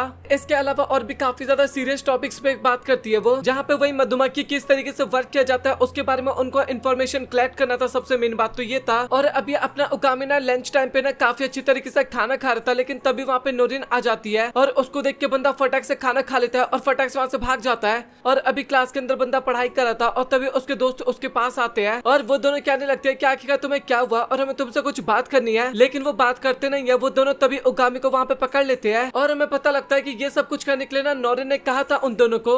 और वो कहने लगते हैं कि आखिरकार तुम मुझे इग्नोर क्यों कर रहे हो और तुम्हें पता है ना कि मैं तुम्हें कितना ज्यादा पसंद करती हूँ। और ओगामी को ऐसा लगता है कि शायद अभी वो ना काफी गंदी तरीके से फंस गया क्योंकि पूरे दिन वो उसको इग्नोर करने की कोशिश कर रहा था और अभी वो उसके हत्थे चढ़ चुका है, बट वो फिर भी जैसे तैसे करके जुगाड़ करके वहाँ से भाग ही जाता है। बट नोरिन भी ना कुछ कम नहीं थी, वो भी ना काफी स्पीड में भागने लगती है, एकदम ओगामी को टक्कर दे दी थी और अभी बंदे के पास कोई ऑप्शन नहीं होता और वो जंप करके ना सीधा वहाँ से भाग जाता, मतलब कि सीधा स्कूल के बिल्डिंग से जंप कर जाता नीचे की तरफ। और नोरिन भी कहाँ पीछे रहने वाली थी, वो एक बैनर को उठाती है और उसको पैराशूट की तरह इस्तेमाल करते हुए ना वो भी नीचे की तरफ जंप कर जाती है। और ये चीज देख के ओगामी भी काफी हैरान हो जाता है और सोचता है कि भाई वो एकदम असैसन की तरह इस टाइम पे हरकतें कर रही है। और नोरिन भी कहने लगता है कि तुम्हें जहाँ भाग रहा है तुम भाग सकते हो, बट अगर मैंने तुम्हें पकड़ लिया तो उसके बाद तुम्हें मेरे साथ डेट पे चलना होगा। और ओगामी सोचता है कि भाई मैं क्या ही कर सकता हूँ, मैं काफी गंदी तरीके से यहाँ पे फंस गया। और मैं और भी काफी ज्यादा बच्चे दिखाए जाते हैं जो कि अभी उन्हीं दोनों के बारे में बात कर रहे थे वहाँ पे। और वो कहने लगता है कि हमें कहीं और चल के अच्छी तरीके से बातें करना चाहिए। और इसके बाद वो दोनों ना दूसरे लोकेशन पे जाते हैं और ओगामी कहने लगता है कि तुमने ही तो कहा था कि हमें फेक लव स्टोरी वाली एक्टिंग करनी होगी एक तरह से। और तभी नोरिन कहने लगता है कि वो बात सच है, लेकिन धीरे धीरे मुझे तुमसे सच में काफी ज्यादा प्यार हो गया है। और बंदा सोचने लगता है कि सच में काजुमा का हिप्नोटाइज काफी ज्यादा खतरनाक है, वो नोरिन पे काफी गंदी तरीके से असर कर चुका है। और इसके बाद बताने लगता है कि सच बात तो यह है कि मैं तुमसे बिल्कुल भी प्यार नहीं करता। और तभी अचानक से नोरिन कहने लगता है कि अच्छा ऐसी बात है क्या। तो फिर वो ना बिल्डिंग से नीचे जंप करने वाली थी और कहते हैं कि मैं अपना पत्ता कट कर लूंगी। और ये चीज देख के तो अपना उगामी भी काफी ज्यादा घबरा गया था और फटक से उसका हाथ पकड़ के ना उसको नीचे की तरफ कर देता है। और नोरिन भी ना वहाँ पे काफी ज्यादा अभी रोने लगती है। और उगामी सोच रहा था कि भाई ये इस टाइप केयर करती तो पहले बिल्कुल भी नहीं करती थी। और तभी अचानक से उसके पास किसी का कॉल आता है और तभी हमें पता लगता है कि वो नंबर ना काजुमा का था। और वो बात करने लगता है कि भाई क्या चल रहा है तेरे साथ। और उगामी कहने लगता है कि भाई तेरे वजह से मैं काफी बड़ी प्रॉब्लम में आ चुका हूँ, तूने जो हिप्नोटाइज किया था वो अभी तक असर कर रहा है। और काजुमा कहने लगता है कि मैंने तो तुझे पहले ही कहा था कि बेहोश होने के बाद वो जैसे उठेगी और जिसको सबसे पहले अपने सामने देखेगी वो उसके प्यार में गिर जाएगी। और तभी उगामी कहने लगता है कि आखिरकार इसका असर कब खत्म होगा। और काजुमा बताता है कि सच बताओ तो इसके बारे में तो मुझे भी नहीं पता। और उगामी कहने लगता है कि भाई मैं इसको ज्यादा देर तक हैंडल नहीं कर सकता, तुझे जल्दी से ठीक करना चाहिए। और काजुमा कहने लगता है कि 5 बजे तुम मुझसे मिल और नोरिन को अपने साथ लेकर आइयो। और वो ना लोकेशन भी बता देता है। और अभी उगामी और नोरिन ना एक अम्यूजमेंट पार्क की तरफ जाने लगते हैं। और भाई उगामी तो काफी ज्यादा खुश थी, मतलब कि नोरिन उसको तो ऐसा लग रहा था कि वो दोनों डेट पे जा रहे हैं। बट भाई उगामी काफी ज्यादा खुश था क्योंकि भाई काफी आसानी से नोरिन भी उसके साथ जाने के लिए तैयार हो गई थी एज अ डेट के बारे में सोच के। और एक म्यूजियम के पास जाने के बाद वो कहने लगते हैं कि मैं इसके अंदर जाना चाहिए क्योंकि काफी टाइम से मेरा सपना था एक म्यूजियम में जाने का, और वो भी खासकर इस म्यूजियम के अंदर। और अभी काजुमा के आने का भी ना काफी ज्यादा टाइम था, तो वो दोनों ना अम्यूजमेंट पार्क के अंदर चले जाते हैं, मतलब कि म्यूजियम के अंदर। और वहाँ पे ना उगामी पूछे लगता है कि तुम्हें कप नूडल्स खाना अच्छा लगता है क्या। और वो कहते हैं कि तुमने सही कहा, मुझे मेरे अंकल दोनों को काफी अच्छा लगता है। और वहाँ पे हमें काफी ज्यादा बॉक्सेस दिखाए जाते हैं कप नूडल्स के। और उगामी कहने लगता है कि सच में इसकी क्वालिटी काफी ज्यादा चीप होता है। और यह सुनने के बाद नोरिना काफी गुस्सा होने लगती है और कहती है कि इसके ऊपर इतना ज्यादा रिसर्च किया गया और आखिरकार तुम इसे चीप कैसे कह सकते हो। इसके बाद दोनों ही मूवी देखने के लिए जाते हो और वो ना कप नूडल्स के हिस्ट्री के बारे में थी उस मूवी के अंदर खासकर। और अभी एक जगह ना कप नूडल बनाने वाला था और नोरिन कहने लगते है कि मैं वहाँ पे जाना चाहिए। उगामी ना मना करने लगता है, लेकिन उसके बाद भी बंदी जबरदस्ती उसको वहाँ से लेके जाने लगती है। और अभी दोनों मिलकर ना वहाँ पे रामन बनाने लगता है और खासकर ये नोरिन करती है। और उसने काफी ज्यादा स्पाइसी रामन बनाया था और वो चीजें उगामी को खाने का तो मन नहीं था, लेकिन जबरदस्ती वो उसको खिलाने लगती है। और अभी दोनों फाइनली खा के बाहर आ गए थे और एक तरह से उगामी की हालत देखो, मतलब कि बंदा काफी ज्यादा खत्म हो गया था। और तभी नोरिन कहने लगता है कि मैं फेरिस व्हील के ऊपर जाना चाहिए और उगामी वहाँ पे मना करने लगता है, बट बंदी फिर से काफी ज्यादा इमोशनल होने लगती है और इसके बाद बंदा क्या ही कर सकता था। और अभी दोनों ना फेरिस व्हील के ऊपर ना काफी ज्यादा एंजॉय करते, खासकर नोरिन एंजॉय कर रही थी और उसका बैलेंस थोड़ा बिगड़ जाता है और वो ना उगामी के ऊपर जाके गिरती है और उगामी बंदा काफी ज्यादा घबरा जाता है। इस कारण दरवाजा खुल जाता है और दरवाजा खुलता है तो नोरिन वहाँ पे काफी ज्यादा डर जाती है। दरवाजा खुल गया था, इस कारण थोड़ा इमरजेंसी हो गया था और इसके बाद दोनों को ना नीचे उतार दिया जाता है। और तभी अचानक से वहाँ पे काजुमा आ जाता है और काजुमा ने ना अपना भेष बदल रखा था और अभी बंदा हिप्नोटिज्म का इस्तेमाल करता है और उसके ऊपर जो हिप्नोटाइज हो रखा था ना वो उसको उतार देता है और बंदी इसके बाद वहाँ पे बेहोश हो जाती है। और काजुमा भी ना थोड़ी देर बात करता है अपने उगामी के साथ और वो भी वहाँ से चला जाता है। नोरिन की आंखें एक दूसरी जगह पे ओपन होती है और वो सोच रही होती है कि आखिरकार मैं यहाँ पे कैसे आ गई, उसको तो इसके बारे में कुछ पता ही नहीं चला। और उगामी बिना ज्यादा कुछ बताता नहीं है और इसके बाद दोनों वहाँ से चले जाते हैं। और अभी उगामी चेक करना चाहता था, इस कारण वो कहने लगता है कि क्या तुम मुझसे प्यार करती हो। और नोरिन कहने लगता है कि तू पागल वागल है कि हम काफी अच्छे दोस्त है। और ये सुन के उगामी ना काफी ज्यादा खुश हो जाता है, इमोशनल हो जाता है काफी ज्यादा।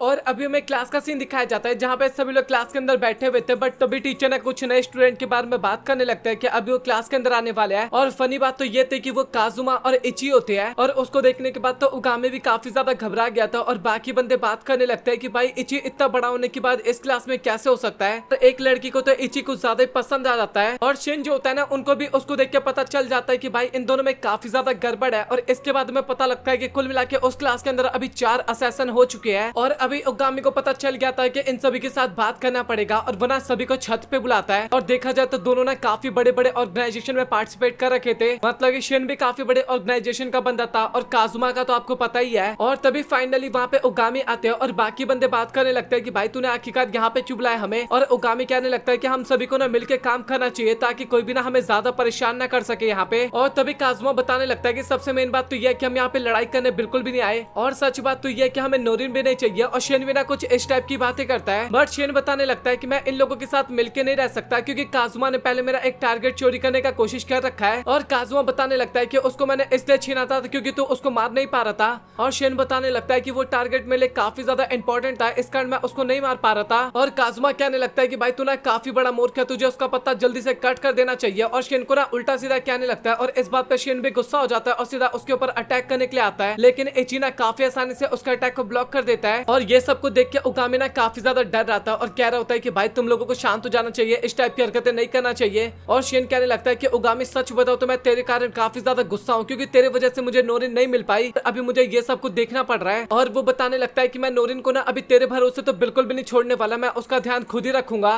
तभी वहाँ पे नोरिन आ जाती है और वो कहने लगती है क्या तुम सभी लोग यहाँ पे क्या कर रहे हो, एक्स्ट्रा क्लास तो नहीं है ना। और वो कहने लगते हैं कि अभी ना हमें साथ में घर जाना चाहिए। और इसके बाद नोरिन ना अपने जूते चेक करने के लिए जाती है और उसके ड्रॉर में ना जूता होता नहीं है। और तभी वो पता लगता है कि शेन ने उसको साफ कर दिए थे, गर्म कर दिए थे। और नोरिन कहने लगते हैं कि भाई गर्मी में कौन जूते गर्म किया करता है। और तभी अचानक से शेन उसके ऊपर अटैक कर देता है और हमें पता लगता है कि उसने उसके ऊपर अटैक नहीं किया था बल्कि बगल में मक्खी था ना उसको पकड़ा होता है। और नोरिन ना अभी काफी ज्यादा डर गई थी, इस कारण वो ना उगामी के साथ घर जाने लगती है। और शेन भी ना अभी उनके पीछे पीछे जाने लग रहा था। और तभी नोरिन कहने लगती है कि आखिरकार तुम्हें प्रॉब्लम क्या है। और शेन बताने लगता है कि सच बात तो यह है कि मैं तुम्हारी हमेशा रक्षा करूंगा, तुम चाहे कहीं भी जाओ मैं तुम्हारे साथ रहूंगा। और ये सुनने के बाद तो नोरिन भी काफी ज्यादा घबरा जाती है और वो फटाक से उगामी के पास चली जाती है और कहने लगती है कि आखिरकार शेन को अचानक से क्या हो गया। और इसके बाद में कोतात्सु का सीन दिखाया जाता है और वो ना इस टाइम पे रिपोर्ट पे काम कर रहा था और वो लिख रखा था कि 4 में से 3 मेंबर तो एक तरह से घुल मिल गए, लेकिन शेन ना अभी काफी ज्यादा वियर्ड सी हरकतें कर रहा है क्योंकि नोरिन के हाथ धो के पीछे पड़ गया एक तरह से। और अभी हमें अगले दिन स्कूल का सीन दिखाया जाता है और हमें ना काफी छोटी सी लड़की दिखाई जाती है और इसका नाम ना टमाटा था और ये ना सेकंड ईयर की स्टूडेंट थी। वैसे देखा जाए तो वो उगामी और बाकी लोगों की सीनियर थी, लेकिन उसका हाइट कम था, इस कारण सभी लोग ना उसको बच्चे की तरह ट्रीट किया करते थे। और अभी वो ना उगामी और बाकी लोगों के पास ना कुछ इन्फॉर्मेशन निकल आई थी और वो कहने लगते हैं कि मुझे ना बॉडी बनाना है और आखिरकार मुझे किस तरीके से करना चाहिए। और उगामी कहने लगता है कि आखिरकार आप ये करना क्यों चाहती हो। और वो कहने लगते हैं कि मुझे सभी लोग ना बच्चों की तरह ट्रीट करते हैं और सच बताओ तो ये सारी चीजें मुझे बिल्कुल भी पसंद नहीं है। जो भी मुझे देखता है ना तो वो एकदम बच्चों की तरह मेरे सर पे हाथ रखने लगता है। हाँ मुझे पता है कि मेरी ज्यादा हाइट नहीं बढ़ सकती, लेकिन उसके बाद भी मेरे साथ इस तरीके से ट्रीटमेंट देते हैं तो मुझे बिल्कुल भी अच्छा नहीं लगता। और इस कारण वो ना बॉडी बनाना चाहती थी और वो बताती कि उसने डंबल भी खरीदे थे। और नोरिन बताने लगते हैं कि आपको क्यों लगता है कि अगर आप ऐसा करोगे तो आपके सभी प्रॉब्लम्स खत्म हो जाएंगे। और वो बताने लगता है कि बस बॉडी बनाने से मेरे शोल्डर ही तो बड़े हो जाएंगे ना। और नोरिन कहने लगते हैं कि आप मेरे हिसाब से सिलाई करती हो तो आखिरकार उसका क्या होगा। टमाटर कहने लगते हैं कि मैं काफी आसानी से उन सभी चीजों को मैनेज कर सकती हूँ। और तभी उकामी कहने लगता है कि वैसे तुम मेरे पास ही क्यों आई हो। और टमाटर बताने लगते हैं कि तुम ना तेनमा के दोस्त हो और मुझे पता है कि तेनमा को इन सभी चीजों के बारे में काफी अच्छी तरीके से इन्फॉर्मेशन होगा, तो मैं उससे पूछना चाहती हूँ इन सभी चीजों के बारे में। उगामी ना तेनमा से मिलाने के लिए मना करने लगता है और टमाटर ना वहाँ पे उल्टी सीधी हरकतें करने लगती है और काफी रिक्वेस्ट करती है। और बेचारा उगामी ना अभी कुछ नहीं कर सकता था। तो इसके बाद फाइनली वो लोग ना तेनमा के पास जाते हैं जहाँ पे टमाटर कहने लगते हैं कि क्या आप मुझे जानते हो। और तेनमा बताने लगता है कि मैं आपका नाम तो नहीं जानता बट हाँ मैंने आपको देखा है स्कूल के अंदर। और वो कहने लगता है कि आखिर आपको क्या जानना है मुझसे। अभी फाइनली तेनमा को ना सभी प्रॉब्लम्स के बारे में पता चल गया था और वो कहने लगता है कि तुम अपनी थोड़ी सी बॉडी बनाना चाहती हो। और सच बताओ तो इन सभी चीजों से ना ज्यादा फर्क नहीं पड़ेगा क्योंकि उसके बाद भी अगर उगामी तुम्हें एक भी पंच करेगा तो तुम्हारा पत्ता कट हो सकता है। और ये सुन के बेचारी टमाटर को ना काफी बुरा लगता है और वो ना रोते हुए वहाँ से चली जाती है। और उगामी कहने लगता है कि भाई तू पागल वागल है क्या, उससे अच्छी तरीके से बात करता ना। और इसके बाद टमाटर ना में छत पे दिखाई जाते हैं जो कि काफी ज्यादा उदास थी और तभी उगामी ने वहाँ पे उसको शांत करवाने के लिए चला जाता है। टमाटर बताने लगता है कि मुझे पता है कि आखिरकार मेरी हाइट क्यों छोटी है क्योंकि मेरे मदर फादर की भी हाइट काफी ज्यादा छोटी थी। और तभी उगामी कहने लगता है कि क्या तुम मेरे साथ बाहर चलना चाहोगी। और अभी वो लोग ना बार के अंदर गए थे एक तरह से और वहाँ पे हमें वही अजीब सी लेडी दिखाई जाती है और उसको देखने के बाद टमाटर ना काफी ज्यादा हैरान हो जाती है। और अभी वो सभी लोग ना अंदर चले गए थे और वो लेडी कहने लगता है कि मुझे ये बताओ कि तुम छोटी और क्यूट हो तो इससे तुम्हें ज्यादा प्रॉब्लम क्या है। और तभी टमाटर कहने लगता है कि अगर मुझे तुम्हारी तरफ बनना हो तो मुझे क्या करना चाहिए। और वो कहने लगते हैं कि तुम्हें प्रोटीन और नॉनवेज अच्छी तरीके से खाना चाहिए। तो कहने लगते हैं कि अगर कोई मेरे को उल्टा सीधा कहता है या फिर मुझसे बदतमीजी से बात करने की कोशिश करता है तो मैं उसको काफी गंदी तरीके से पीटती हूँ। और ये सुनकर तो टमाटर भी काफी ज्यादा घबरा जाती है वहाँ पे। और तभी वो लेडी कहने लगती है कि क्या तुम्हें मुझसे डर लग रहा है। और टमाटर हाँ कहने लगती है और वो बताने लगती है कि सच बताओ तो मुझे तुमसे काफी ज्यादा जेलसी फील हो रहा है क्योंकि मैं भी चाहती थी कि मैं काफी क्यूट सी लड़की रहूं तुम्हारी तरह, बट मैं ऐसा नहीं बन सकती। और और अभी दो नशेड़ी वहाँ पे आ जाता है और वो ना उसी लेडी को कहने लगता है कि टेबल लगाने के लिए, बट वो कहने लगता है कि बार अभी बंद हो चुका है तो तुम्हें चले जाना चाहिए। बट अभी वो दोनों ना टमाटर को परेशान करने लगते हैं और कहते हैं कि आखिरकार बच्ची यहाँ पे क्या कर रही है। और ये चीज देख के ओगामी को ना काफी ज्यादा गुस्सा आ जाता है, बट वो कुछ कर पाता उससे पहले वो लेडी ना उनकी औकात दिखा देती है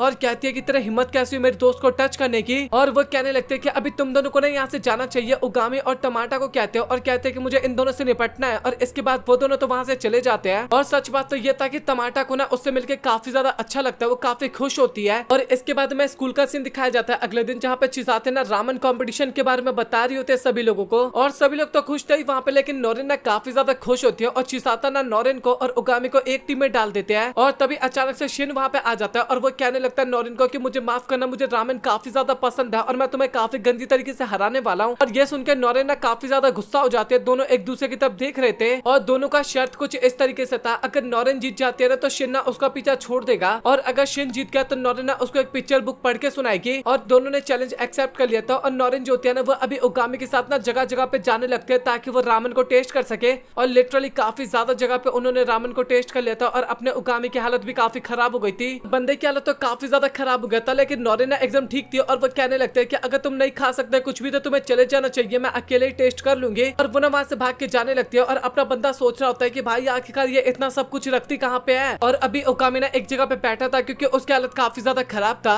और तभी हमें वहाँ पे एक लड़की दिखाई जाती है जो कि सड़क पार करने की कोशिश कर रही थी। और तभी अचानक से वहाँ पे एक ट्रक आ जाता है और वो ट्रक ना उस लड़की से टकराने वाला था, लेकिन ओगामी ना काफी आसानी से उस लड़की को बचा लेता है और कहता है कि तुम ठीक तो हो ना। और लड़की भी एकदम ठीक थी। और तभी अचानक से ओगामी का तबीयत ना काफी ज्यादा खराब हो जाता है और वो तो वहाँ से फटाक से भाग जाता है। बट लड़की ना उसकी तरफ देखती रहती है। ट्रक वाला भी आके उस लड़की से उसका हाल पूछता है, लेकिन लड़की का ध्यान तो केवल ओगामी की तरफ ही था। और अभी फाइनली में रामेन कॉम्पिटिशन एक तरह से दिखाया जाता है और टमाटर ना एक लड़की को लेके आई थी वहाँ पे जो कि रामन को टेस्ट करने वाली थी, उनका जज बनने वाली थी। ये वही लड़की थी जिसकी जान ओगामी ने बचाया था। सबसे पहले शिन अपना रामन टेस्ट करवाने के लिए आता है और वो रामन इतना ज्यादा हैवी होता है कि चॉपस्टिक ही टूट जाता है। और इसके बाद लड़की ना रामन टेस्ट करने के लिए मना कर देती है और ये चीज देख के टमाटर ना उसको 0 स्कोर देती है। ये चीज देख के अपना बंदा काफी ज्यादा उदास हो जाता है। और अभी बारी आती है नोरिन के रामन खाने की और उसका रामन भी ना काफी ज्यादा वियर्ड था और वो लड़की वो भी टेस्ट नहीं करती और टमाटर ना अभी उसको भी 0 स्कोर दे देती है। नोरिन भी ना अभी काफी उदास हो जाती है। और कुल मिला के देखा जाए तो चिसाते की टीम जो होती है ना वो काफी आसानी से कॉम्पिटिशन जीत जाती है। और चिसाते ना अभी उसी लड़की के साथ बात कर रही थी और तभी ओगामी वहाँ पे आता है और वो कहने लगता है कि तुम तो वही हो ना जिसकी जान मैंने कल बचाई थी। उसी लड़की को देखते हुए सारी बातें करने लगता है और तभी वो लड़की कहने लगता है कि तुमने सही कहा और अभी मुझे तुम्हें कुछ कहना है। बट वो वहाँ पे कुछ कहती नहीं है और चुपचाप जाके ना टेबल पे लेट जाती है। और बाकी लोग सोचते हैं कि भाई आखिरकार ये ऐसा कर क्यों रही है। और तभी अचानक से वो लड़की की बॉडी ना अपने आप चेंज होने लगता है, थोड़ा बड़ा होने लगता है और अभी उसका स्किन कलर और बाकी सभी चीजें भी ना बदल गया था और ज्यादा कुछ तो मैंने दिखाया जाता। और अभी ना मैं उसी लड़की के बारे में पता लगता है वो ना समुद्र या फिर पानी से खेलने में ना काफी ज्यादा एक्सपर्ट है। मतलब कि पानी के जितने भी स्पोर्ट होते हैं ना वो आज तक उस जितने भी स्पोर्ट्स में पार्टिसिपेट कर रखे हैं उन सभी में जीती है, आज तक कभी भी नहीं हारी। वो काफी कमाल स्टूडेंट थी एक तरह से और पानी के बारे में उसका नॉलेज भी ना काफी ज्यादा था, इस कारण उसको ना जल परी के नाम से भी जाना जाता था। और इस लड़के का नाम ना माई था और उसको देखने के बाद तो अभी सभी लोग काफी ज्यादा हैरान हो गए थे और वो कहने लगते हैं कि मैं जज बन के आई, ये अचानक से तो नहीं हो सकता। और इसके बाद वो बताने लगते हैं कि मेरा जुरा वाला रूप एक जगह पे खड़ा था और तभी अचानक से एक लड़की मेरे पास आई, टमाटर की बात हो रही है और वो मुझे जज बनाने के लिए ऑफर दी और फिर मैंने नोरिन का रामन खाया एक तरह से। और उस रामन का टेस्ट सच में काफी ज्यादा वाहियात था। मुझे ऐसा लग रहा था कि मैं अपने रियल रूप में आने से पहले मेरा पत्ता कट हो जाएगा। और ये बात सुनकर नोरिन को तो काफी बुरा लगता है और अभी वो लोग सोच रहे होते हैं कि आखिरकार ये बंदी यहाँ पे आई क्यों है और ओगामी से क्यों मिलना चाहती है। और अभी वो बताने लगते हैं कि मैंने तुमसे मिस वर्ल्ड डुओ के लिए ना फाइट करना चाहती हूँ। और ओगामी ना सोच रहा होता है कि भाई ये क्या चल रहा है आखिरकार यहाँ पे। और बाकी सभी लोग भी ना काफी ज्यादा हैरान हो गए थे। और फनी बात तो ये था कि ये ना वही गेम था जिसके जरिए ना नोरिन का बॉयफ्रेंड डिसाइड होने वाला था, बट आखिरकार इसके अंदर एक लड़की कैसे पार्टिसिपेट कर सकती है। और तभी माई जो होती है ना वो गाइडलाइन के बारे में बताने लगती है। उस गाइडलाइन के अंदर ना कहीं पे भी ये नहीं लिखा था कि एक लड़का ही पार्टिसिपेट कर सकता है या फिर नोरिन को एक लड़का ही डेट कर सकता है, क्या पता लड़की भी तो डेट कर सकते हैं ना भाई, ये लड़की क्या करना चाहती है आखिरकार। और वो बताने लगता है कि मान लो कि ओगामी अगर कंपटीशन जीत गया तो वो नोरिन का बॉयफ्रेंड बन सकता है, बट अगर ओगामी हार गया तो मैं तो नोरिन की गर्लफ्रेंड नहीं बनूंगी, बट नोरिन के लिए ना एक स्पॉट खाली हो जाएगा कि उसका बॉयफ्रेंड के लिए ना और बाकी लोग कम्पीट कर सकते हैं, क्योंकि ओगामी के कारण ना एक तरफा गेम चल रहा है। और नोरिन कहने लगते हैं कि आखिरकार तुम्हें करके क्या ही मिलेगा जब तुम्हें इसमें कुछ फायदा ही दिखाई नहीं दे रहा। और माई बताने लगता है कि ये ना मेरा एक तरीका है बातचीत को आगे बढ़ाने का। और वो बताने लगता है कि सच बता तो ओगामी के पोटेंशियल के बारे में कोई भी नहीं जानता।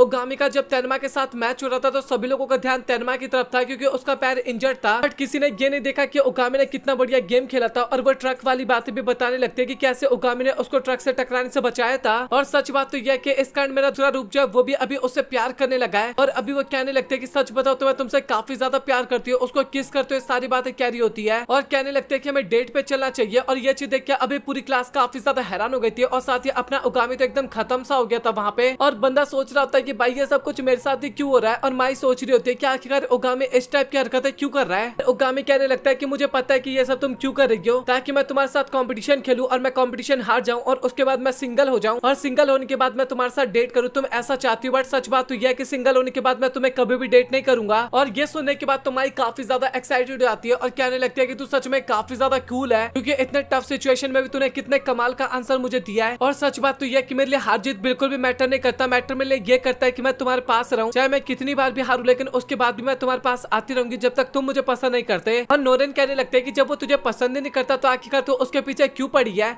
और माई बताने लगती है कि मैं क्या कर सकती हूँ, मैं जिसको भी पसंद करती हूँ उसके पास बॉयफ्रेंड होता है, मतलब कि गर्लफ्रेंड होता है। तो अभी मैंने सोचा है कि मुझे अपने आप ही रास्ता बनाना पड़ेगा बीच में से। और प्रॉब्लम की बात तो यहाँ पे ये था कि अभी नोरेन जो होती है ना वो माई को चैलेंज कर देती है कि जो भी जीतेगा ना वो उगामी के पास जाएगा और जो हारेगा वो कभी भी उगामी के पास नहीं आएगा। और माई ने इस चैलेंज को काफी आसानी से एक्सेप्ट कर लेती है। और अभी अपना उगामी जो था ना वो भी काफी ज्यादा परेशान हो गया था और दोनों को शांत करवाने की कोशिश करता है। उगामी कहने लगता है कि तुम्हें ये सब कुछ करने की जरूरत नहीं है, मैं तुम्हारे साथ हूँ। बट माई कहने लगती है कि सच बताओ तो मुझे उसका बर्ताव ना बिल्कुल भी अच्छा नहीं लग रहा। नोरेन कहती है माई के लिए। तभी माई कहने लगती है कि मैं तेरे साथ ना उगामी को भी चैलेंज करती हूँ। वो ना सर्फिंग वाला गेम खेला चाहते थे, जो भी सबसे ऊंचे लहर पे एक तरह से सर्फ करेगा ना वही कंपटीशन जीत जाएगा। और बताने लगते हैं कि मैं तुझे रूल के बारे में ना बाद में बता दूंगी या फिर मैसेज कर दूंगी। और इसके बाद वो तो वहां से चली जाती है। बट अभी सभी लोग बात करने लगते हैं सर्फिंग के बारे में और वो लोग नोरेन से पूछते हैं कि तूने कभी सर्फिंग कर रखी है क्या। और नोरेन ना मना करने लगती है कि उसने नहीं किया। और इसके बाद उगामी से पूछते हैं और उगामी भी ना मना कर देता है, उसने कहा किया था यार ये सारी चीजें। और उगामी को तो ऐसा लग रहा था कि अभी वो लोग हार जाएंगे। बट तभी चिसाते बताने लगते हैं कि फ्राइडे वाले दिन उसके स्कूल में ना एक इवेंट था जिस कारण स्कूल की छुट्टी थी।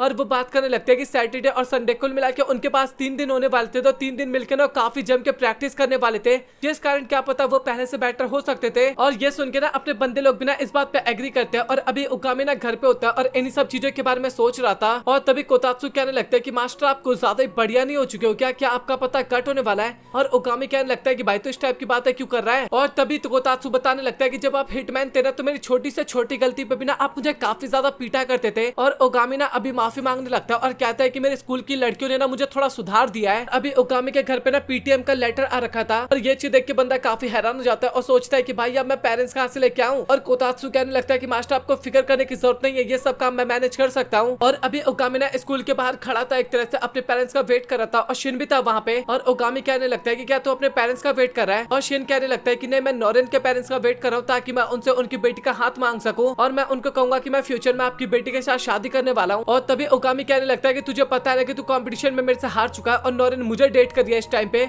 और ये सुनकर सिन्हा वहाँ से चुपचाप चला जाता है, बट वो जाता नहीं है क्योंकि छत के ऊपर वो छुपा हुआ था। और तभी वहाँ पे इजी आ जाता है और उगामी कहने लगता है कि भाई तू भी पीटीएम के कारण यहाँ पे खड़ा है क्या। और वो बंदा कहने लगता है कि नहीं ऐसा कुछ भी नहीं है, मैं अपने भाई के कारण यहाँ पे खड़ा हूँ। और मैं पता लगता है कि वहाँ पे दोनों लड़कियां भी थी, छिप के सारी बातें सुन रही थी और वो भी ना अभी सामने की तरफ आ जाते हैं। और तभी वो लड़कियां कहने लगता है कि तुम घर नहीं जाने वाले क्या, मतलब कि उगामी कहता है। और वो दोनों बात करने लगते हैं कि नहीं हम तुम्हारी मदर को देखना चाहते हैं। उन दोनों को ना एक तरह से उगामी की मदर को देखना था कि आखिरकार वो कौन है। और एक लड़की जैसे इजी को देखती है तो बंदी काफी ज्यादा शर्मा जाती है। ऑब्वियस सी बात है वो उसको काफी ज्यादा पसंद करने लगी थी। और तभी वो ना उगामी से पूछने लगता है कि एची तुम्हारा दोस्त है क्या। और उगामी कहता है कि हाँ ऑब्वियस सी बात है। और एची भी बताने लगता है कि हमने एक साथ गोल्फ खेला था। और वो लड़की बताने लगता है कि सच में तुम्हारी ड्राइंग तो काफी ज्यादा कमाल की है। और वो कहने लगता है कि क्या तुम कैट को ड्रॉ कर सकते हो। और एची ने काफी आसानी से कैट को ड्रॉ करके दिखाने लगता है और वो दोनों लड़की काफी ज्यादा खुश हो जाती है। और तभी वहाँ पे काजुमा भी आ जाता है और इसके बाद वो अपने भाई को लेकर वहाँ से चले जाते हैं। वो दोनों वहाँ से चले जाते हैं। और फनी बात तो ये था कि तभी वहाँ पे उगामी की मदर आ जाती है और ये और कोई नहीं कोतात्सु होती है। और उसको देखने के बाद ना अभी दोनों लड़के भी ना काफी ज्यादा हैरान हो जाते हैं और सोचने लगते हैं कि भाई ये तो उगामी की तरह बिल्कुल भी नहीं लग रही। और अभी उगामी खुद भी काफी ज्यादा हैरान हो गया था। और इसके बाद वो लोग ना क्लास के अंदर जाते हैं जहाँ पर टीचर भी ना अभी उगामी की मदर को देख के काफी ज्यादा हैरान हो गए थे और सोचे थे कि भाई ये दोनों तो बिल्कुल भी नहीं मिलते। और तभी कोतात्सु कहने लगता है कि आखिरकार मेरा बेटा किस तरीके से स्टडी कर रहा है। और टीचर बताने लगता है कि स्टडी तो काफी अच्छी कर रहा है लेकिन एक प्रॉब्लम की बात है। और वो ना प्रॉब्लम सुनती भी नहीं है और अपने उगामी को ना पीटने लगता है। मतलब कि था तो वो लड़का लेकिन लड़की जैसी एक्टिंग कर रहा था। टीचर कहने लगता है कि आपको इसको इस तरीके से नहीं मानना चाहिए। और मदर कहने लगती है कि जो बच्चा ना शरारत करता है ना उसको इसी तरीके से सजा मिलना चाहिए। बट तभी टीचर बताने लगता है कि वो वैसे देखा जाए तो काफी अच्छा स्टूडेंट है लेकिन कभी कभार ना बड़े बुजुर्गों की तरह बातें करने लगता है और देखा जाए तो इसके अंदर कोई भी कमी नहीं है। और अभी फाइनली उनकी मीटिंग खत्म हो जाती है और वो दोनों वहां से चले जाते हैं। और कमाल की बात तो ये थी कि तभी हमें नॉरिन की मदद दिखाई जाती है। और फिर आप लोग कमेंट सेक्शन में बोलोगे कि भाई तू आखिरकार इस टाइप की हरकतें क्यों करता है। आप लोग नॉरिन को और उसकी मदर को देखो, मतलब कि दोनों को कंपेयर करके देखो एक बार, कौन ज्यादा अच्छा लग रहा है अपने आप ही कमेंट सेक्शन में बताओ मुझे। आप लोग बोलोगे कि भाई आखिरकार तुझे मदर ही क्यों पसंद आती है। भाई ऑब्वियस सी बात है, मदर अच्छी लगती है तो पसंद तो आएगी ना। मैं सिर्फ एनिमे की बात कर रहा हूँ, कोई रियल लाइफ में आप लोग ऐसा ले लो, ऐसा कुछ भी नहीं है। और नॉरिन भी ना अभी ओगामी की मदर को देख के ना काफी ज्यादा हैरान हो गई थी। और अभी वो दोनों ना थोड़ी बहुत वहाँ पे बातें करते हैं और इसके बाद चले जाते हैं। तभी कोतात्सु कहने लगता है कि मास्टर आपको मेरी एक्टिंग कैसे लगी। और ओगामी कहने लगता है कि अगर ये स्कूल नहीं होता तो मैं तुझे काफी गंदी तरीके से पीटता। और इसके बाद वो कहने लगता है कि आपको ना यहाँ से चले जाना चाहिए। और अभी ओगामी ना छत पे आ चुका था, अपने फ्यूचर के बारे में सोच रहा था कि आखिरकार मेरा फ्यूचर क्या ही हो सकता है। देखा जाए तो 40 साल का तो पहले से ही हो चुका है, बट वो अपने दोस्तों के बारे में सोचे लगता है, जहाँ पे रियो तो डॉक्टर बनना चाहता है और साथ ही नॉरिन रामन की शॉप ओपन करना चाहती है। और मैं चाहता हूँ कि इनका सपना पूरा हो जाए। और तभी अचानक से वहाँ पे चिसाते आ जाती है और वो कहने लगता है कि तुम मुझे काफी ज्यादा परेशान लग रहे हो, कुछ हुआ है क्या। और ओगामी कहने लगता है कि आखिरकार आप यहाँ पे क्या कर रही हो अचानक से। और चिसाते कहने लगते हैं कि मैं भी तो तुमसे यही जानना चाहती हूँ कि आखिरकार तुम यहाँ पे क्या कर रहे हो। और मुझे पता चला है कि आज तुम्हारी पेरेंट्स मीटिंग भी थी। और ओगामी कहने लगता है कि आपने सही कहा, और क्या आपकी भी मीटिंग थी। और चिसाते बताने लगता है कि नहीं नहीं, थर्ड ईयर की स्टूडेंट के पेरेंट्स मीटिंग नहीं होती एक तरह से, मतलब ये पीटीएम नहीं होता। और वो कहने लगता है कि मुझे ऐसा लगता है कि आप तो काफी कमाल की शेफ बनना चाहोगी ना। और चिसाते बताने लगते हैं कि मैंने अभी तक अपने फ्यूचर के बारे में नहीं सोचा।